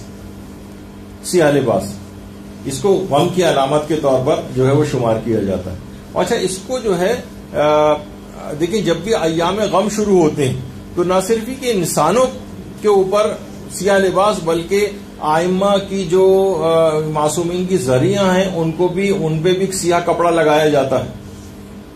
اور آئمہ کے روزوں کے اوپر سیاہ کپڑا جو ہے وہ اس طرح سے لگایا جاتا ہے. حتیٰ کہ جو آپ قم جائیں وہاں جو پلرز وغیرہ ہوتے ہیں ایام غم کے اندر، ان پلرز کے اوپر سیاہ کپڑا جو ہے لگا دیا جاتا ہے، جو تصویریں آپ کے سامنے آ رہی ہیں سب. حتیٰ کہ امام بارگاہوں کی جو سفید دیواریں ہوتی ہیں ان کے اوپر سیاہ چادریں جو ہے چڑھائی جاتی ہیں. یہ سب غم کے ایام کے اظہار کے لیے سیاہ لباس جو ہے اس لحاظ سے پہنا جاتا ہے. لوگ سیاہ لباس پہنتے ہیں.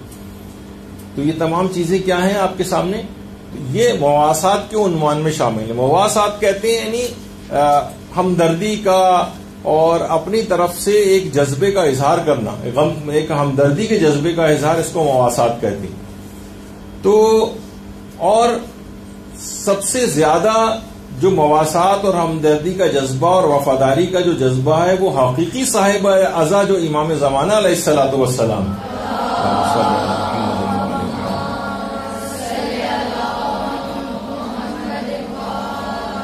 ان کے حضور محبت کا اظہار کرنا، ان کے سامنے اطاعت کا اظہار کرنا اور ان سے اعلان وفاداری کرنا، یہ سیاہ لباس پہننا. امام کے سامنے ہم تعزیت کا اظہار کرتے ہیں، اپنے جو صاحب اعضا ہے، حقیقی صاحب اعضا. اچھا ائمہ کی اپنی سیرت کے اندر بھی ملتا ہے کہ ایام غم میں اس طرح سے مستقل سیاہ لباس پہنتے تھے.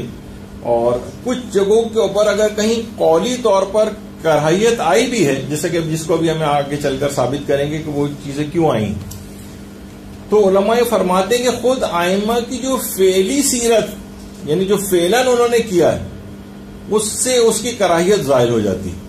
جو علماء کی چیزیں، یعنی ہمیں کوئی چیز یہاں پر فقہی لحاظ سے کوئی خدا نخواستہ کوئی چیز درس خارج کے طور پر ثابت نہیں کی جا رہی، بلکہ یہ کہ خود علماء نے جو دلائل بیان کیے وہ آپ کی خدمت میں جو ہے وہ پیش ہو رہے ہیں. اچھا اگر اس لحاظ سے اگر آپ دیکھیں تو سیرت علماء اور مراجع ہماری مستقل سیاہ لباس پہننا. آیت اللہ مرشی نجفی، آیت اللہ مرشی نجفی کتنے بزرگ مراجع میں سے، مجتہدین میں سے شامل تھے. آپ باقاعدہ جو افراد قم گئے تو حرم معصومہ کے سامنے جو ان کی اتنی بڑی لائبریری ہے، جو جسے ایشیا کی سب سے بڑی لائبریری کہا جاتا ہے، آیت اللہ مرشی نجفی، اور اسی لائبریری کے اندر ہی وہ مدفون ہے. کہا تھا کہ جہاں سے لوگ گزر کے جاتے ہیں وہیں پر ہی میری قبر بنائی جائے تاکہ طالب علم جو یہاں سے گزر کے جائیں ان کے قدموں کی خاک اڑ اڑ کے میری قبر کے اوپر گرے. تو آیت اللہ شہاب الدین مرشی نجفی باقاعدہ شہاب شریعت کے نام سے انہوں نے جو وصیت نامہ، مختلف اب تو ناموں سے یہ آ چکا ہے، اردو میں ترجمہ بھی ہو چکا ہے، اس میں باقاعدہ انہوں نے اپنے بیٹے سے وصیت کی تھی اس بات کی کہ سالہ سال تک، شاید 40-50 سال تک مسلسل جو عزاداری کا لباس میں پہنا کرتا تھا سیاہ رنگ کا، اس کو مرنے کے بعد میرے ساتھ قبر میں دفن کیا جائے، اس سیاہ لباس. یعنی میں کوئی بھی شخص جو ہے وہ جو کہ اس دنیا سے جا رہا ہو وہ کس قدر بے چارگی محسوس کرتا ہے. وہ اپنے ساتھ کچھ ٹوکن کے طور پر کوئی چیز لے جانا چاہتا ہے کہ اتنا میں نے اپنے اس جذبات کا اظہار کرنا چاہتا ہے کہ میں اپنے ساتھ کیا اور تو کچھ لے کر نہیں آیا, یہ لباس عزاداری مثلا میں اپنے ساتھ لے کر آیا ہوں. تو کہا کہ اتنے طویل عرصے تک جو محرم اور سفر کی عزاداری میں سیاہ لباس پہنا کرتا تھا وہ میرے ساتھ قبر میں دفن کیا جائے. اور جس وقت آیت اللہ مرشی نجفی دفن ہوئے تو آپ دیکھ رہے ہیں کہ ان کے ساتھ ہی وہ سیاہ لباس ان کے ساتھ جو ہے وہ دفن کیا گیا. یہ آیت اللہ مرشی نجفی قبر کے اندر آرام فرما رہے ہیں اور اس کے بعد عالم آخرت کے سفر پہ روانہ ہوئے. اسی طرح سے مثلا آیت اللہ وحید خراسانی مسلسل سیاہ لباس جو ہے ایام غم میں پہنتے ہیں, اور بلکہ نہ صرف امام حسین کی اس میں عزاداری میں بلکہ جو ایام فاطمیہ کی منانے کی تو آیت اللہ وحید خراسانی بہت ہی زیادہ تاکید کرتے ہیں اور فرماتے ہیں کہ ایام فاطمیہ کو بھی زندہ کرو اور پورے شہر قم کو سیاہ لباس سے ملبوس کر دو. یہ باقاعدہ آیت اللہ وحید خراسانی فرماتے ہیں. تو پورا شہر قم ایام فاطمیہ میں سیاہ لباس کے اندر ملبوس ہو جاتا ہے. اچھا, اب علماء کی مسلسل اگر آپ سیرت دیکھیں, آیت اللہ نوری حمدانی اور آیت اللہ صافی گل پائگانی یہ مسلسل سیاہ لباس میں ملبوس رہتے ہیں. رہبر معظم اور جتنے بھی علماء اور مراجع ہیں یہ ان کی باقاعدہ سیرت میں ملتا ہے, خود آیت اللہ سیستانی وغیرہ. اچھا, اب جو کچھ چند ایک سیاہ مذمت کی سیاہ لباس کی مذمت میں کچھ روایات جو آئیں وہ دیکھ لیں, کیونکہ یہ سوشل میڈیا پہ بہت زیادہ نشر کر کے آپ لوگوں کو تنگ کیا جاتا ہے کہ دیکھیے یہ تو خود آپ کے ائمہ نے منع کیا ہے, تم لوگ سیاہ لباس کیوں پہنتے ہو, دیکھو تم اپنے اماموں کی مخالفت کرتے ہو. ان کا کیا مفہوم؟ تو دیکھیے, ایک تو روایت ہے حضرت امیر المومنین علیہ الصلوۃ والسلام کی اپنے اصحاب سے ارشاد فرمایا,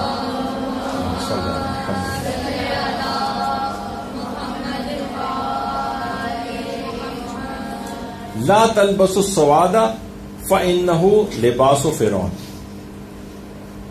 سیاہ لباس مت پہنو کیونکہ یہ فرعون کا لباس. اور دوسری روایت کے اندر, اچھا یہ والی روایت جو ہے لوگ لے کر آتے ہیں, دیکھیے یہ آپ کی اپنی کتاب کے اندر ہے, باقاعدہ اس طرح سے ہائی لائٹ کر کے بھی جو ہے پیش کیا جاتا ہے اس کو کہ دیکھیے فرعون کا لباس قرار دیا گیا ہے. اور جو دوسری روایت ہے اس کے اندر کہ یہ اس سیاہ لباس کو پہننے سے امام نے منع قرار دیا اور کہا کہ یہ اہل نار یعنی اہل جہنم کا لباس. اچھا, اب یہ بات بتا دی جائے کہ جب علماء یہ ان تمام روایت دیکھیے, اس سے کیا ہے کہ جب یہ ممانعت آئی ہے تو یہ کام کیا حرام ہے یا مکروہ ہے, اس کے لیے اسناد دیکھی جاتی ہیں. پہلی روایت تمام علماء نے کہا کہ یہ جتنی بھی روایتیں ہیں کہ جس کے اندر فرعون کا لباس یا اہل جہنم کا لباس قرار دیا ہے سیاہ لباس کو, ان سب کی روایات کی اسناد ضعیف ہیں. اور ضعیف روایت سے کبھی کوئی حرمت کا حکم ثابت نہیں ہوتا, حتیٰ کہ علماء کی اکثریت کے لحاظ سے کراہیت کا حکم بھی ثابت نہیں ہوتا. تو ایک تو ان کی سند کمزور ہے, کسی جگہ روایت میں راوی غائب ہے, کہیں آیا ہے ان رجل, ایک شخص سے سنا, ایک شخص نے کہا, کون شخص تھا کیا تھا اس کا نام ذکر نہیں ہوا, مجہول ہے. تو اس لحاظ سے روایت جو ہے وہ اس کی سند بہت کمزور ہے, تو یہ روایت اس لحاظ سے ناقابل قبول. دوسری بات یہ کہ یہ جو روایات ہیں یہ مرسل اور ضعیف ہونے کے ساتھ ساتھ ان کا ایک خاص پس منظر ہے. مثلا جس میں مذمت کی گئی ہے اس زمانے میں, جس زمانے میں امام نے اس کو منع کیا تھا, جو آگے بھی کچھ اور روایتیں بھی میں نے ساری پیش نہیں کی ہیں, اس میں خاص زمانہ تھا بنو عباس کا دور تھا. بنو عباس جو ہیں وہ حکومت حاصل کرنے کے لیے دھوکہ اور فریب کے طور پر امام حسین کے قتل کا بدلہ لینے کے نعرے لگاتے تھے, اور انہوں نے اس میں دھوکہ دینے کے لیے سیاہ لباس کو اپنا شعار جو ہے قرار دیا تھا. اس وقت خاص طور پر جو ممانعت کی روایات ہیں تاکہ ظالموں سے مشابہت نہ ہونے پائے, ظالموں سے مشابہت نہ ہو. اچھا, جب وہ زمانہ گزر گیا اور ظالموں سے مشابہت ختم ہو گئی تو وہ ممانعت بھی ختم ہو گئی. ہمیشہ کے لیے تو ممانعت جو ہے وہ نہیں ہو گئی تھی.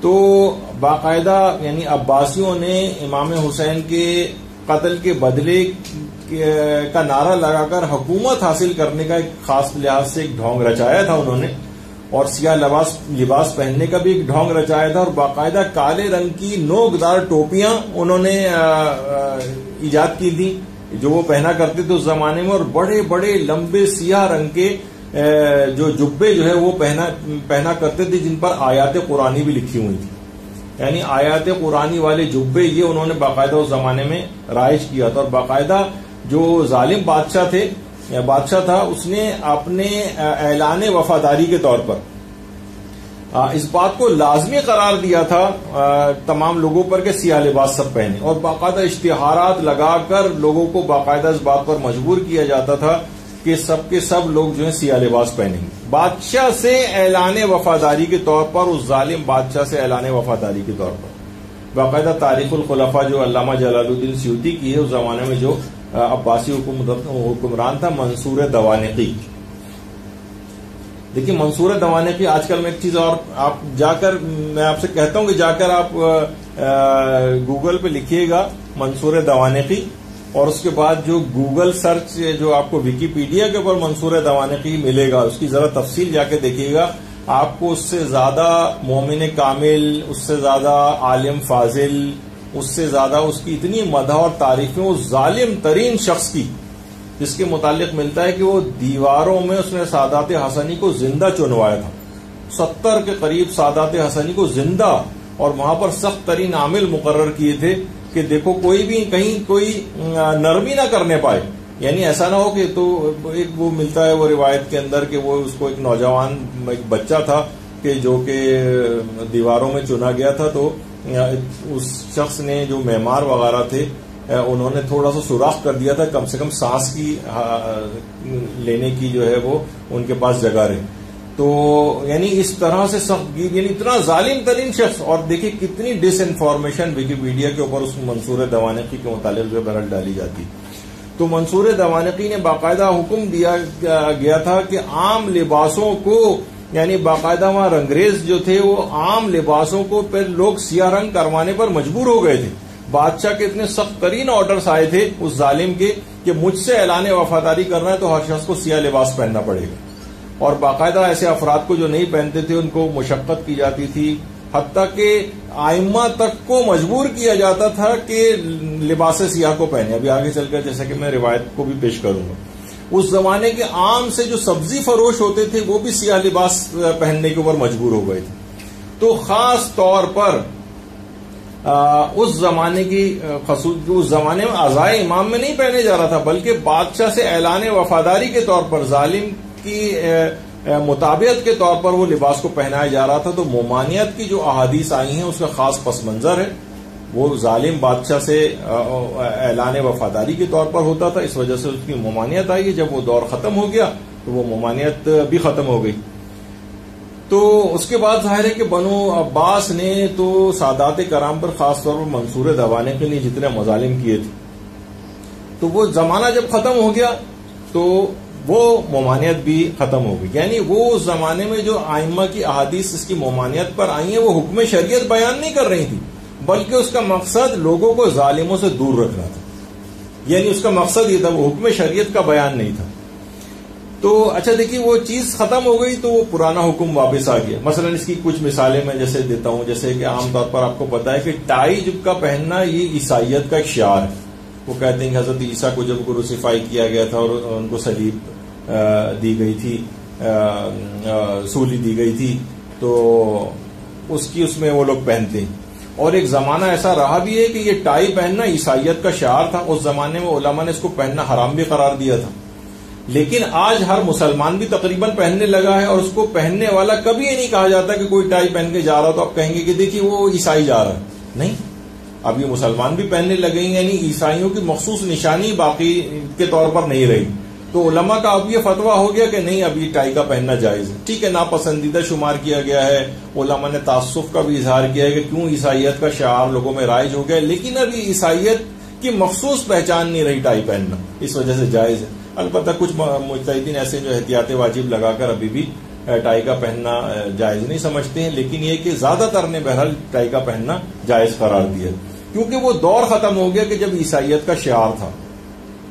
اچھا، اسی طریقے سے کچھ چیزیں ایسی ہیں کہ جو کفار کا شعار ہیں، اور یہ ابھی بھی مثلا اگر کوئی شخص دیکھا جائے تو کوئی مسلمان بھی چھوٹی ٹوپی اگر اس طرح کی سر پہ رکھ لے تو کیا پہننا حرام ہونا چاہیے؟ لیکن اب اس طرح کی چھوٹی سی ٹوپی یہ یہودیوں کا خاص شعار ہے۔ اب کوئی اگر اس طرح کی کوئی ٹوپی چلے، اس پہ اسرائیل کا جو ہے وہ نشان نہیں بھی اگر بناؤ، عام سی کوئی اس طرح کی چھوٹی ٹوپی ہو تو ہر آدمی کہے گا کہ کوئی یہودی ہے جو جا رہا ہے۔ اس لحاظ سے اس ٹوپی کا پہننا مشابہت کی وجہ سے ان کفار کی ابھی بھی حرام ہو سکتا ہے۔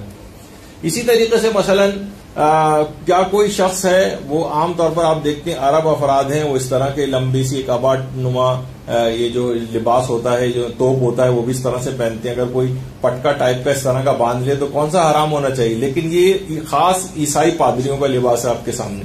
اب اگر کوئی یہ پہنے گا تو فوراً یہ ہوگا کہ عیسائیوں سے کہ یہ شاید کوئی پادری ہے، یہ کوئی کسی چرچ کا جو ہے وہ پادری ہے جو چلا آ رہا ہے، تو اگرچہ اس لباس کے اندر ویسے دیکھا جائے تو کوئی حرام چیز نہیں ہے۔ اور یا مثلا گلے میں یہ جو ان کے نشان ہے صلیب کا، علماء اور مراجع سے پوچھا بھی گیا کہ بہت سی چیزیں وہاں پر ایسی فیشن کے طور پر بھی ہوتی ہیں مغربی ممالک میں، تو کیا ہم یہ صلیب کا نشان جو ہے گلے میں لٹکا سکتے ہیں؟ تو جواب ہے کہ کیونکہ یہ عیسائیت کا شعار ہے، ان کی خاص نشانی ابھی تک ہے، تو لہٰذا اس کا کے لیے مسلمانوں کا پہننا جائز نہیں۔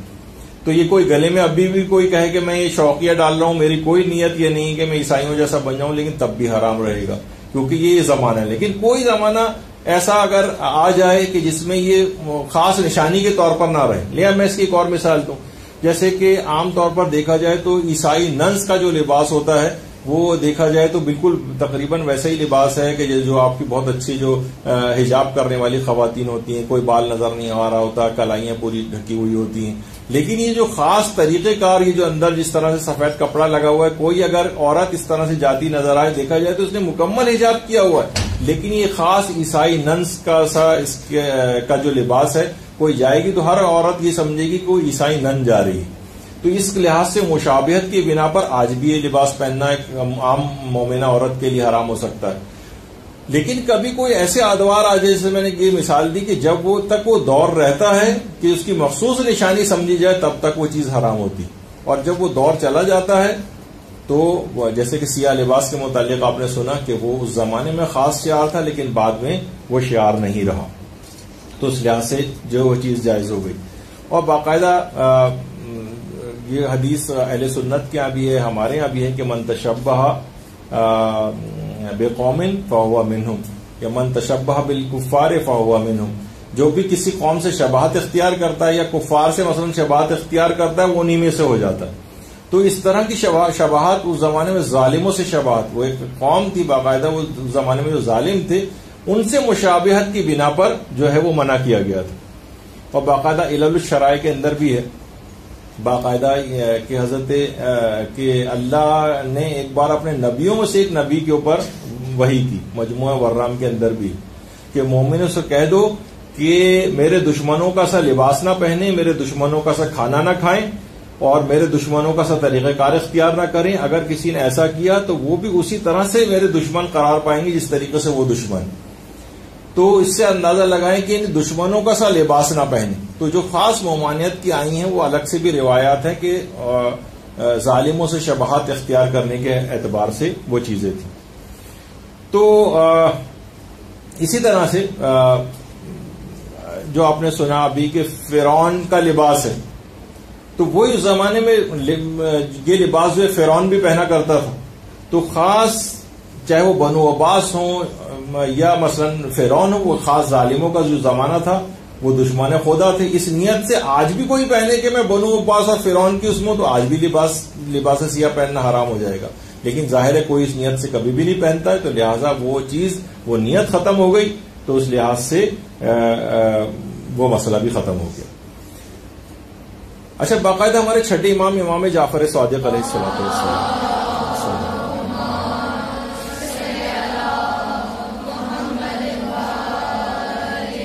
وہ یہ فرماتے تھے کہ میں بھی اسے پہنتا ہوں سیاہ لباس کو، مگر مجھے معلوم ہے، یہ بھی روایت آپ کو دکھائیں گے، میں بھی اس لباس کو پہنتا ہوں لیکن مجھے معلوم ہے کہ یہ اہل جہنم کا لباس. اچھا اس لحاظ سے آپ دیکھیں کہ فرعون بھی جہنمی تھا اور وہ ظالم بھی جہنمی تھے. تو یہ نہیں کہ وہ یہ لباس پہننے کی وجہ سے جہنمی ہوں، بلکہ جو جہنمی افراد تھے ان کا یہ طریقہ کار تھا. یعنی امام کے کہنے کا یہ بھی مقصد ہے. اور باقاعدہ داؤد رقی جو امام کے صحابی تھے وہ ایک دفعہ یہی لوگوں فرماتے ہیں کہ یہی سوال لوگوں نے امام سے بھی کیا تھا ایک دفعہ لباس سیاہ سے متعلق. تو چھٹے امام نے فرمایا تھا، لوگ آئے اور امام سے آ کر پوچھا. امام نے اس وقت خود سیاہ عبا پہنی ہوئی تھی، سیاہ امامہ پہنا ہوا تھا اور سیاہ رنگ کے جوتے بھی پہنے ہوئے تھے. ابھی ہم سیاہ رنگ کے جوتوں پہ بھی تھوڑی سی ڈسکشن کریں گے.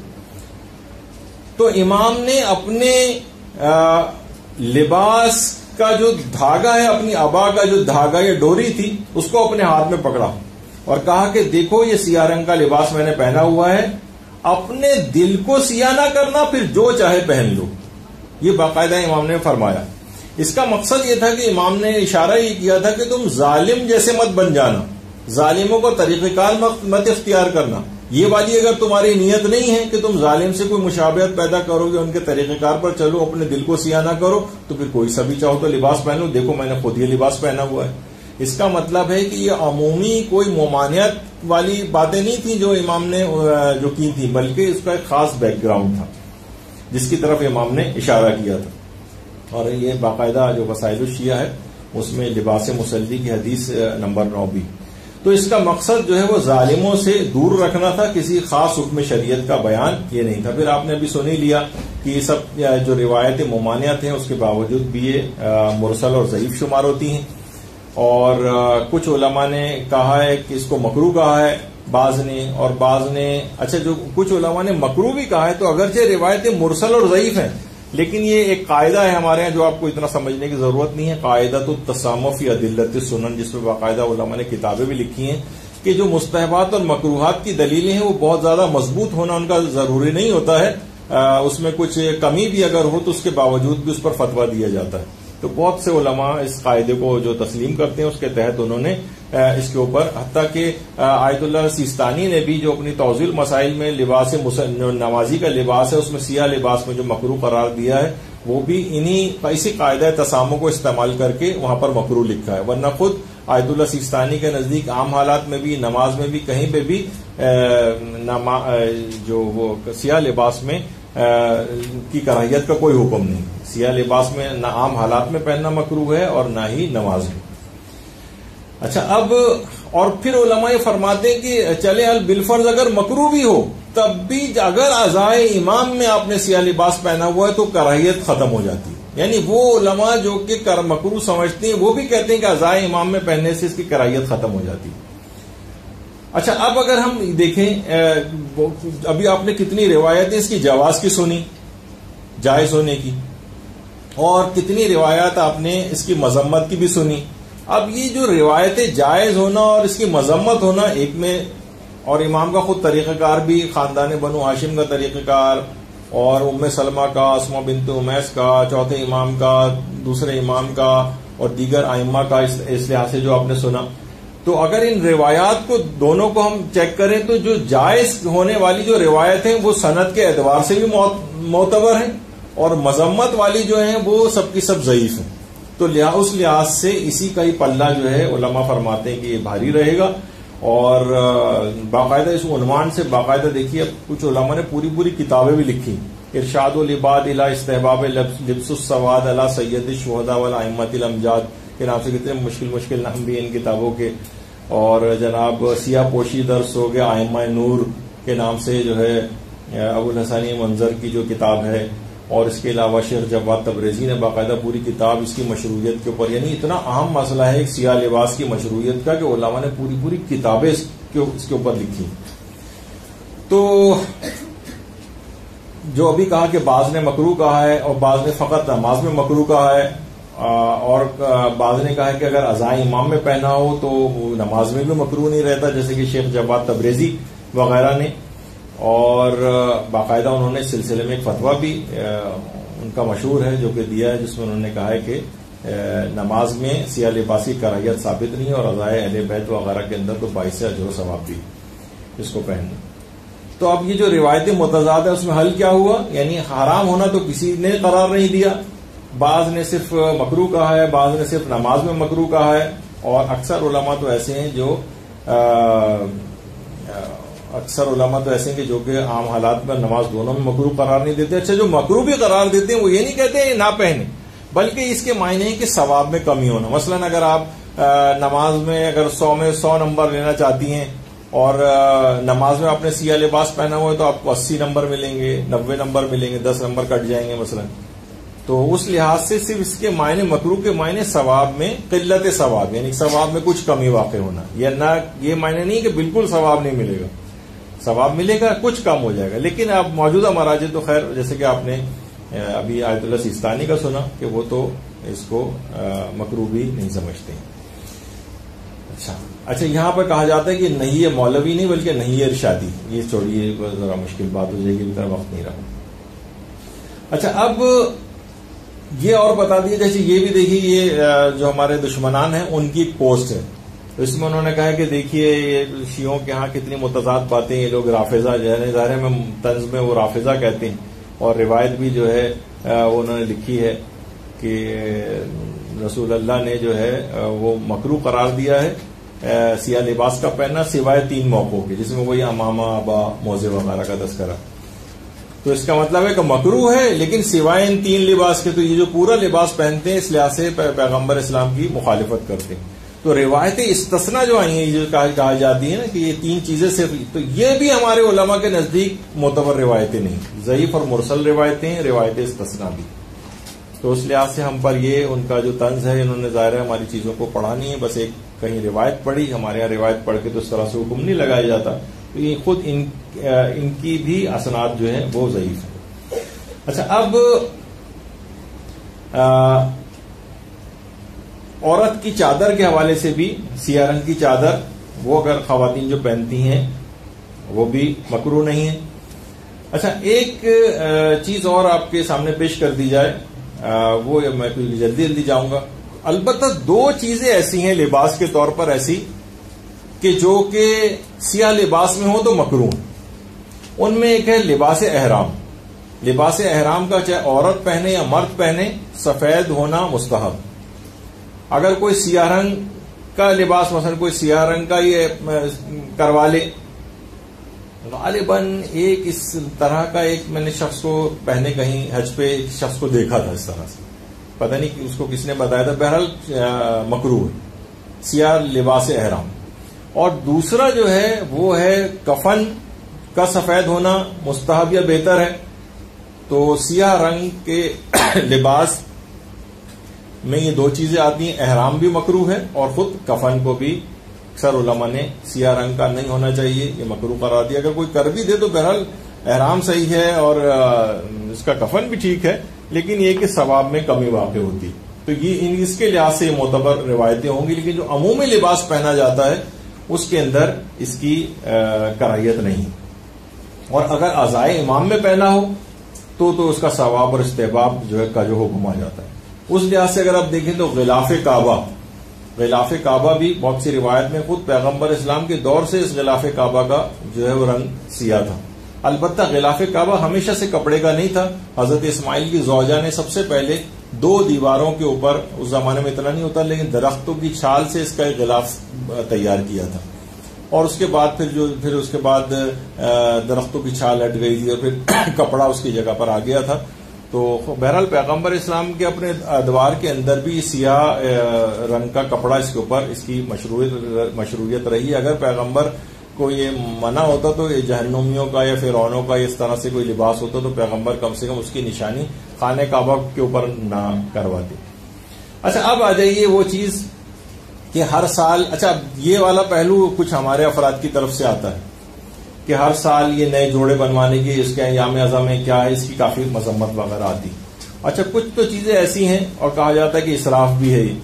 اچھا، کچھ ایسی چیزیں ہیں کہ جس پہ عام طور پر اعتراض ہوتا ہے، مثلا یہ بہت برانڈڈ قسم کے آج کل بتائیے اعضائے امام میں اتنا برانڈ بنانے کی کیا ضرورت ہے۔ کچھ ایسے خواتین نے ایسے فیشن والے کالے رنگ کے کپڑے بنوانے شروع کر دیے ہیں، اور مرد حضرات بھی اس طرح سے کڑھائیوں والے جو پہننے لگے ہیں، خواتین اس انداز کے جو ہے وہ پرنٹ والے پھول بنے ہوئے ان کے اوپر اس طرح سے آنے لگے ہیں، یا اس طرح کی جس میں لباس عام لباس کی شرائط بھی پوری نہیں ہو رہی، سیاہ لباس کے ساتھ اس میں مثلا چست پہنے جا رہے ہیں، جسمانی خد و خال نمایاں کرنے والی چیزیں پہنی جا رہی ہیں. اس طرح کی اگر ہے تو واقعی یہ تو قابل یعنی یہ تو مذموم ہے. حرام تو خیر اس لحاظ سے نہیں کہیں گے، لیکن یہ کہ بلکہ تو معیوب بھی ہے، لیکن کہیں یہ رائج نہ ہو جائے. یعنی اس کو بہرحال آپ کو ایک سادہ طریقے سے اس کو رکھنا ہے، اور اس کے اندر خاص طور پر کوئی اس طرح کی غیر الہی نیتیں بھی اس کے اندر نہ آ جائیں.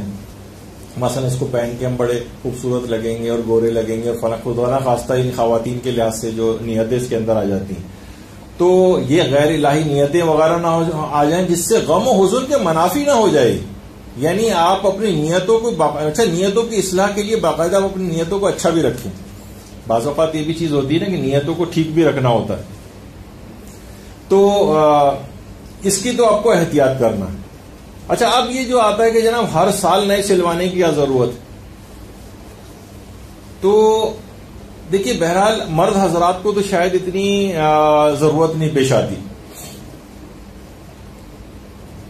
لیکن کیا ہے کہ مثلا بچوں میں بچے چھوٹے ہیں بڑے ہو رہے ہیں، ہر سال ان کا سائز تبدیل ہو رہا ہے، سلوانے کی ضرورت پیش آتی ہے. اب میں آپ لوگوں کی تھوڑی سی حمایت میں گفتگو کر رہا ہوں.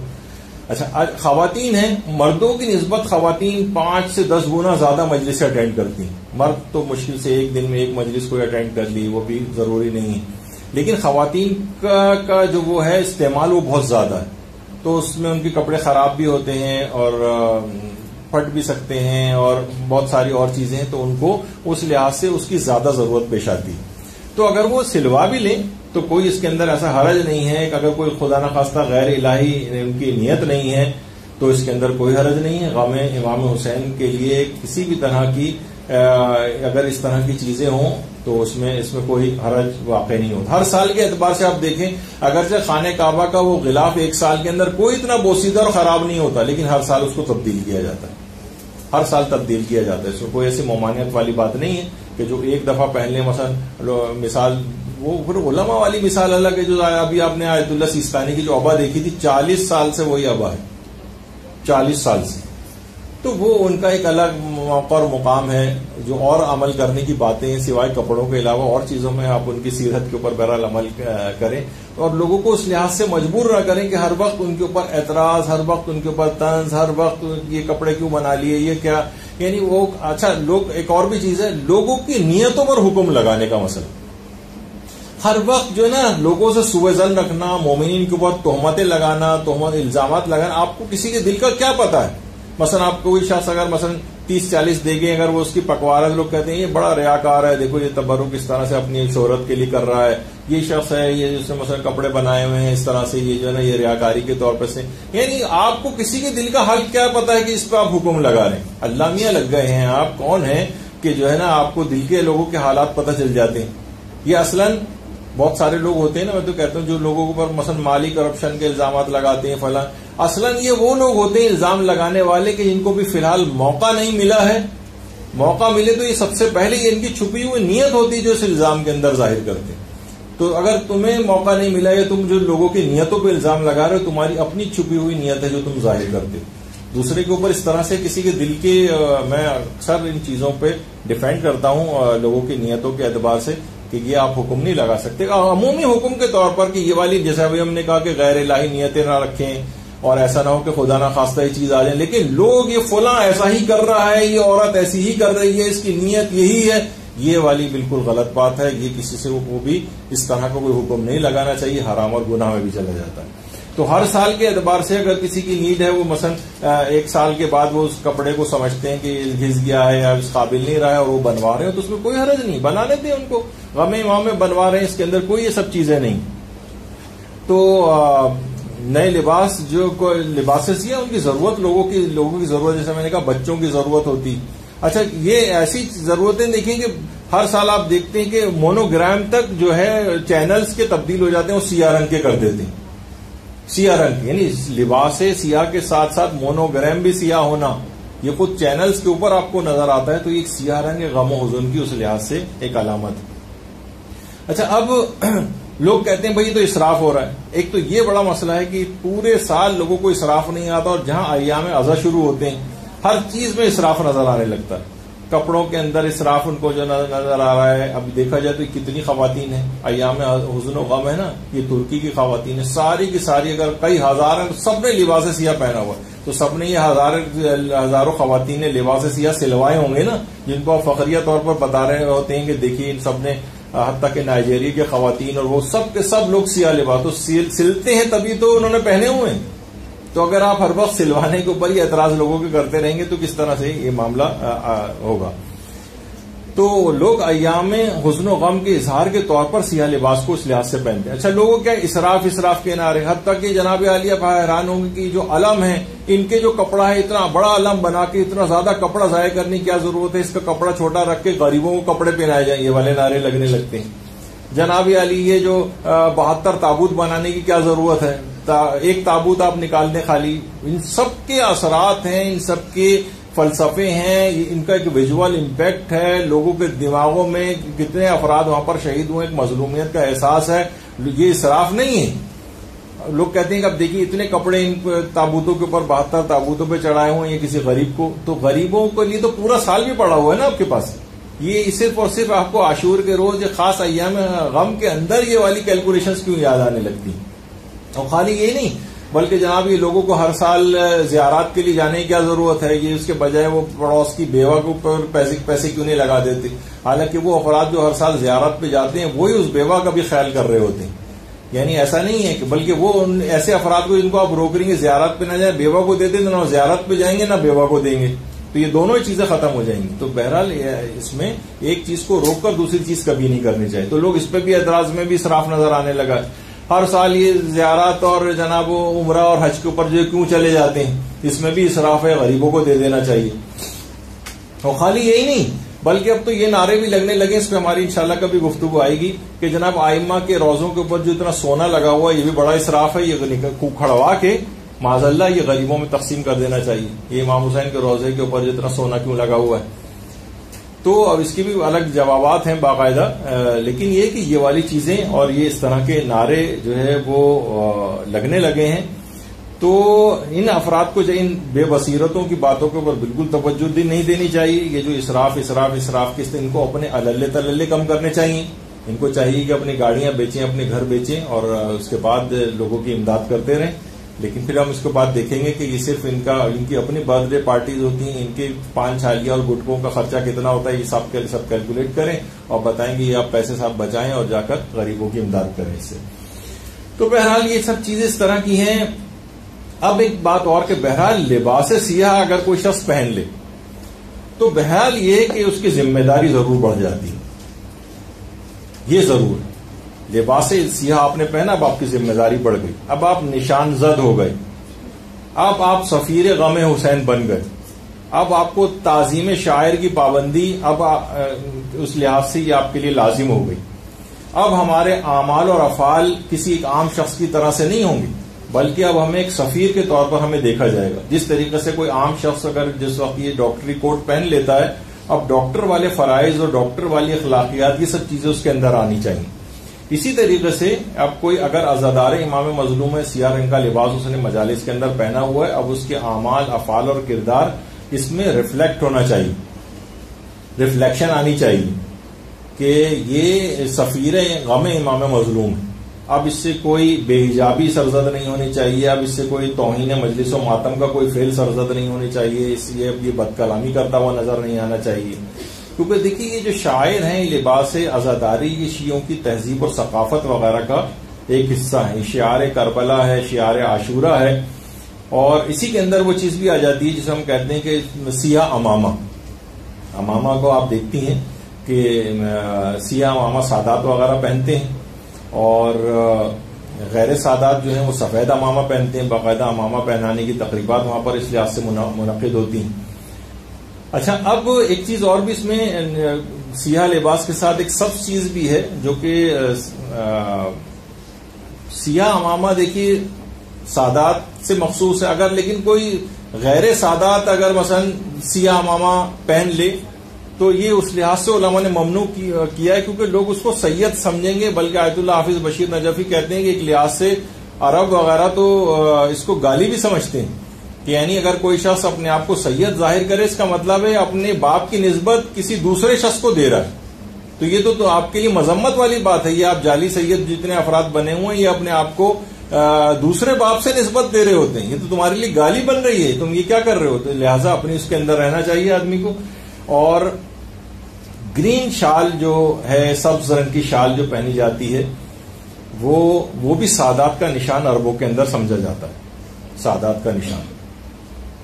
اور جس طریقے سے سیاہ امامہ ہے اسی طریقے سے گرین شال بھی ہے. لیکن مسئلہ یہ ہے وہاں پر تو یہ واقعتاً صرف سادات پہنتے ہیں، لیکن اب جتنے فریکوینٹلی وہاں پر لوگ جانے لگے غیر سادات بھی سبز رنگ کی چادریں جو ہے پہن کے پھرنے لگے. تو یہاں پر تو نہیں، لیکن البتہ ایران عراق کے اندر تو مخصوص با سادات جو ہے گرین شال کو سمجھا جاتا ہے. تو وہاں پر تو یہ پہننا ویسے ہی ہے جیسے کوئی عام غیر سید سیاہ ماما باندھ کے پھرنے لگے، اس لحاظ سے وہاں پر ممانعت ہو سکتی ہے. لیکن یہاں پر کیونکہ اتنے عام چیز ہو گئی ہے، حتیٰ کہ اچھا جو عالم ہے وہ تو سیاہ امامہ پہنتے ہیں، لیکن جو عام افراد ہیں وہ پھر سیاہ رنگ کی اس طرح کی ٹوپی وغیرہ سبز رنگ کی ٹوپی پہنتے ہیں سادات. کیونکہ امامہ پہنیں گے تو ظاہر ہے وہ ایک عالم کا ایک کیٹیگری میں چلے جائے. غیر عالم جس نے سیاہ لباس بھی نہ پہنا ہو وہ پھر گرین کلر کی اس طرح کی ٹوپیاں وغیرہ جو ہے وہ پہنتے ہیں، تو اس سے وہ سادات ہونا ان کا ظاہر ہوتا ہے. تو یہ سب چیزیں وہاں پر اس انداز سے ہیں. تو اس سے انسان کو چاہیے کہ بہرحال ایسے موارد، کیونکہ یہاں پر پاکستان وغیرہ میں تو یہ مسئلہ ہے کہ یہ دونوں لوگ پہننے لگے تو شاید یہاں پر اتنا بڑا مسئلہ نہ ہو پہننا، لیکن ان علاقوں کے اندر تو آپ کو سید ہی سمجھا جائے گا، تو لہذا غیر سید اس کو ان جگہوں کے اوپر نہ پہنے. اچھا جو سیاہ امامہ ہے باقاعدہ، ویسے تو اس کی باقاعدہ علماء یہ بھی کہتے ہیں کہ جو ساتھ آیت اللہ سیستانی ہیں جب چھوٹے تھے آیت اللہ کوئی کے ساتھ بیٹھے ہوئے تھے، سیاہ امامہ دونوں کیونکہ سادات میں سے. اچھا اب سیاہ امامہ سادات کی علامت ہے، تو علماء نے کہا ہے کہ بہرحال غیر سادات اس کو نہ پہنے. اور آیت اللہ بہجت نے باقاعدہ جو ایک کتاب ہے جس میں ان کا ایک رحمت واسعہ کے نام سے، جس میں آیت اللہ بہجت نے باقاعدہ ایک عالم سید عبد الغفار مازندرانی کا ایک واقعہ بھی چھوٹا سا ایک واقعہ ہے. اس میں یہ کہ آیت اللہ سید عبد الغفار نجف کے عالم دین تھے. اچھا کافی غریب بھی تھے. ایک شخص ان کو سہم سادات لا کر دیتا تھا، لیکن مشکوک تھا کہ پتہ نہیں سید عبد الغفار مازندرانی سید بھی ہیں یا نہیں. اچھا اب ان کو پتہ چل گیا کہ آدمی مجھے مشکوک سید سمجھتا ہے اور یہ مجھے دے کر جاتا ہے. اچھا آپ کو بھی کسی پر اگر شک ہو کہ پتہ نہیں سید ہے یا سید نہیں ہے تو اس کو نہیں دیا جا سکتا جب تک کہ آپ کو یقین نہ ہو. تو بہرحال ان کے اوپر تو گویا آسمان گر پڑا. ایک عالم جو کہ خوددار ہو اور اس کو سوچے کہ کوئی دوسرا مجھے مشکوک سید سمجھ رہا ہے. انہوں نے جلد ہی رخت سفر باندھا اور یہ کربلا آ گئے. اور کربلا میں آ کر امام حسین کی قبر کے پاس آ کر کہا کہ مولا میری 3 حاجات ہیں. ایک تو حاجت ان کی گھر کے لحاظ سے تھی کہ ان کا کوئی گھر نہیں تھا، بہت ہی زیادہ غربت تھی، کہا کہ گھر کی. اور دوسرا یہ کہ مجھے صحیح طور پر بتا دیں کہ میں سید ہوں یا نہیں. اور تیسری ایک اور حاجت تھی. تو کہہ رہے ہیں یہ گھر پہ آئے. اچھا اب گھر پہ آ کر یہ سوئے، اور سونے جب سوئے تو خواب میں امام حسین علیہ الصلوۃ والسلام نظر آئے.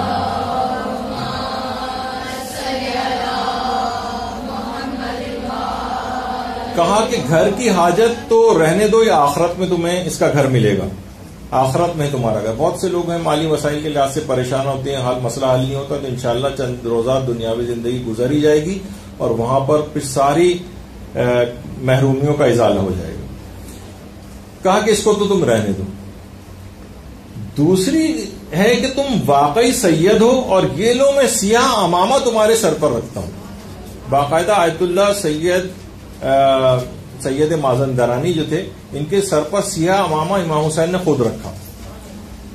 اچھا اس کے بعد تیسری حاجت انہوں نے بتائی نہیں تھی. جب ان کا انتقال ہو گیا تو یہ اپنی بیٹی کے خواب میں آئے اور ان کو آ کر بتایا کہ تیسری حاجت یہ تھی میری, جو کہ امام حسین نے اس کو بھی ایکسپٹ کر لیا تھا. وہ ایک میری یہ تھی کہ مجھے موت سے بہت ڈر لگتا تھا, تو میں نے یہ دعا کی تھی کہ اس انداز سے میری موت آئے کہ مجھے اس کی سختی کا معمولی سا بھی پتہ نہ چلے. تو آیت اللہ سید مازندرانی جس وقت ان کے انتقال والی شب آئی تھی تو انہوں نے اس سے پہلے ایک خوش الحان قاری کو اپنے پاس بلایا تھا اور کہا کہ میں کچھ قرآن سننا چاہتا ہوں.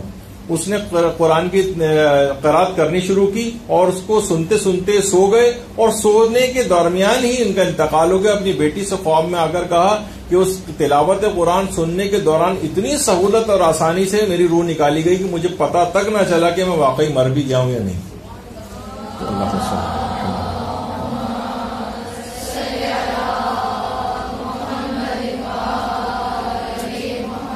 تو بہرحال اس لحاظ سے ایک علامت تو ہے, کیونکہ آپ نے خود اس واقعے کے اندر بھی آیت اللہ بہجت نے یہ بیان کیا کہ امام حسین نے سیاہ امامہ ان کے سر پہ رکھا. اچھا, اب کچھ چیزیں ایسی ہیں کہ دیکھیے کچھ چیزیں ذرا خرافات کے طور پر بھی کچھ چیزیں آ گئی.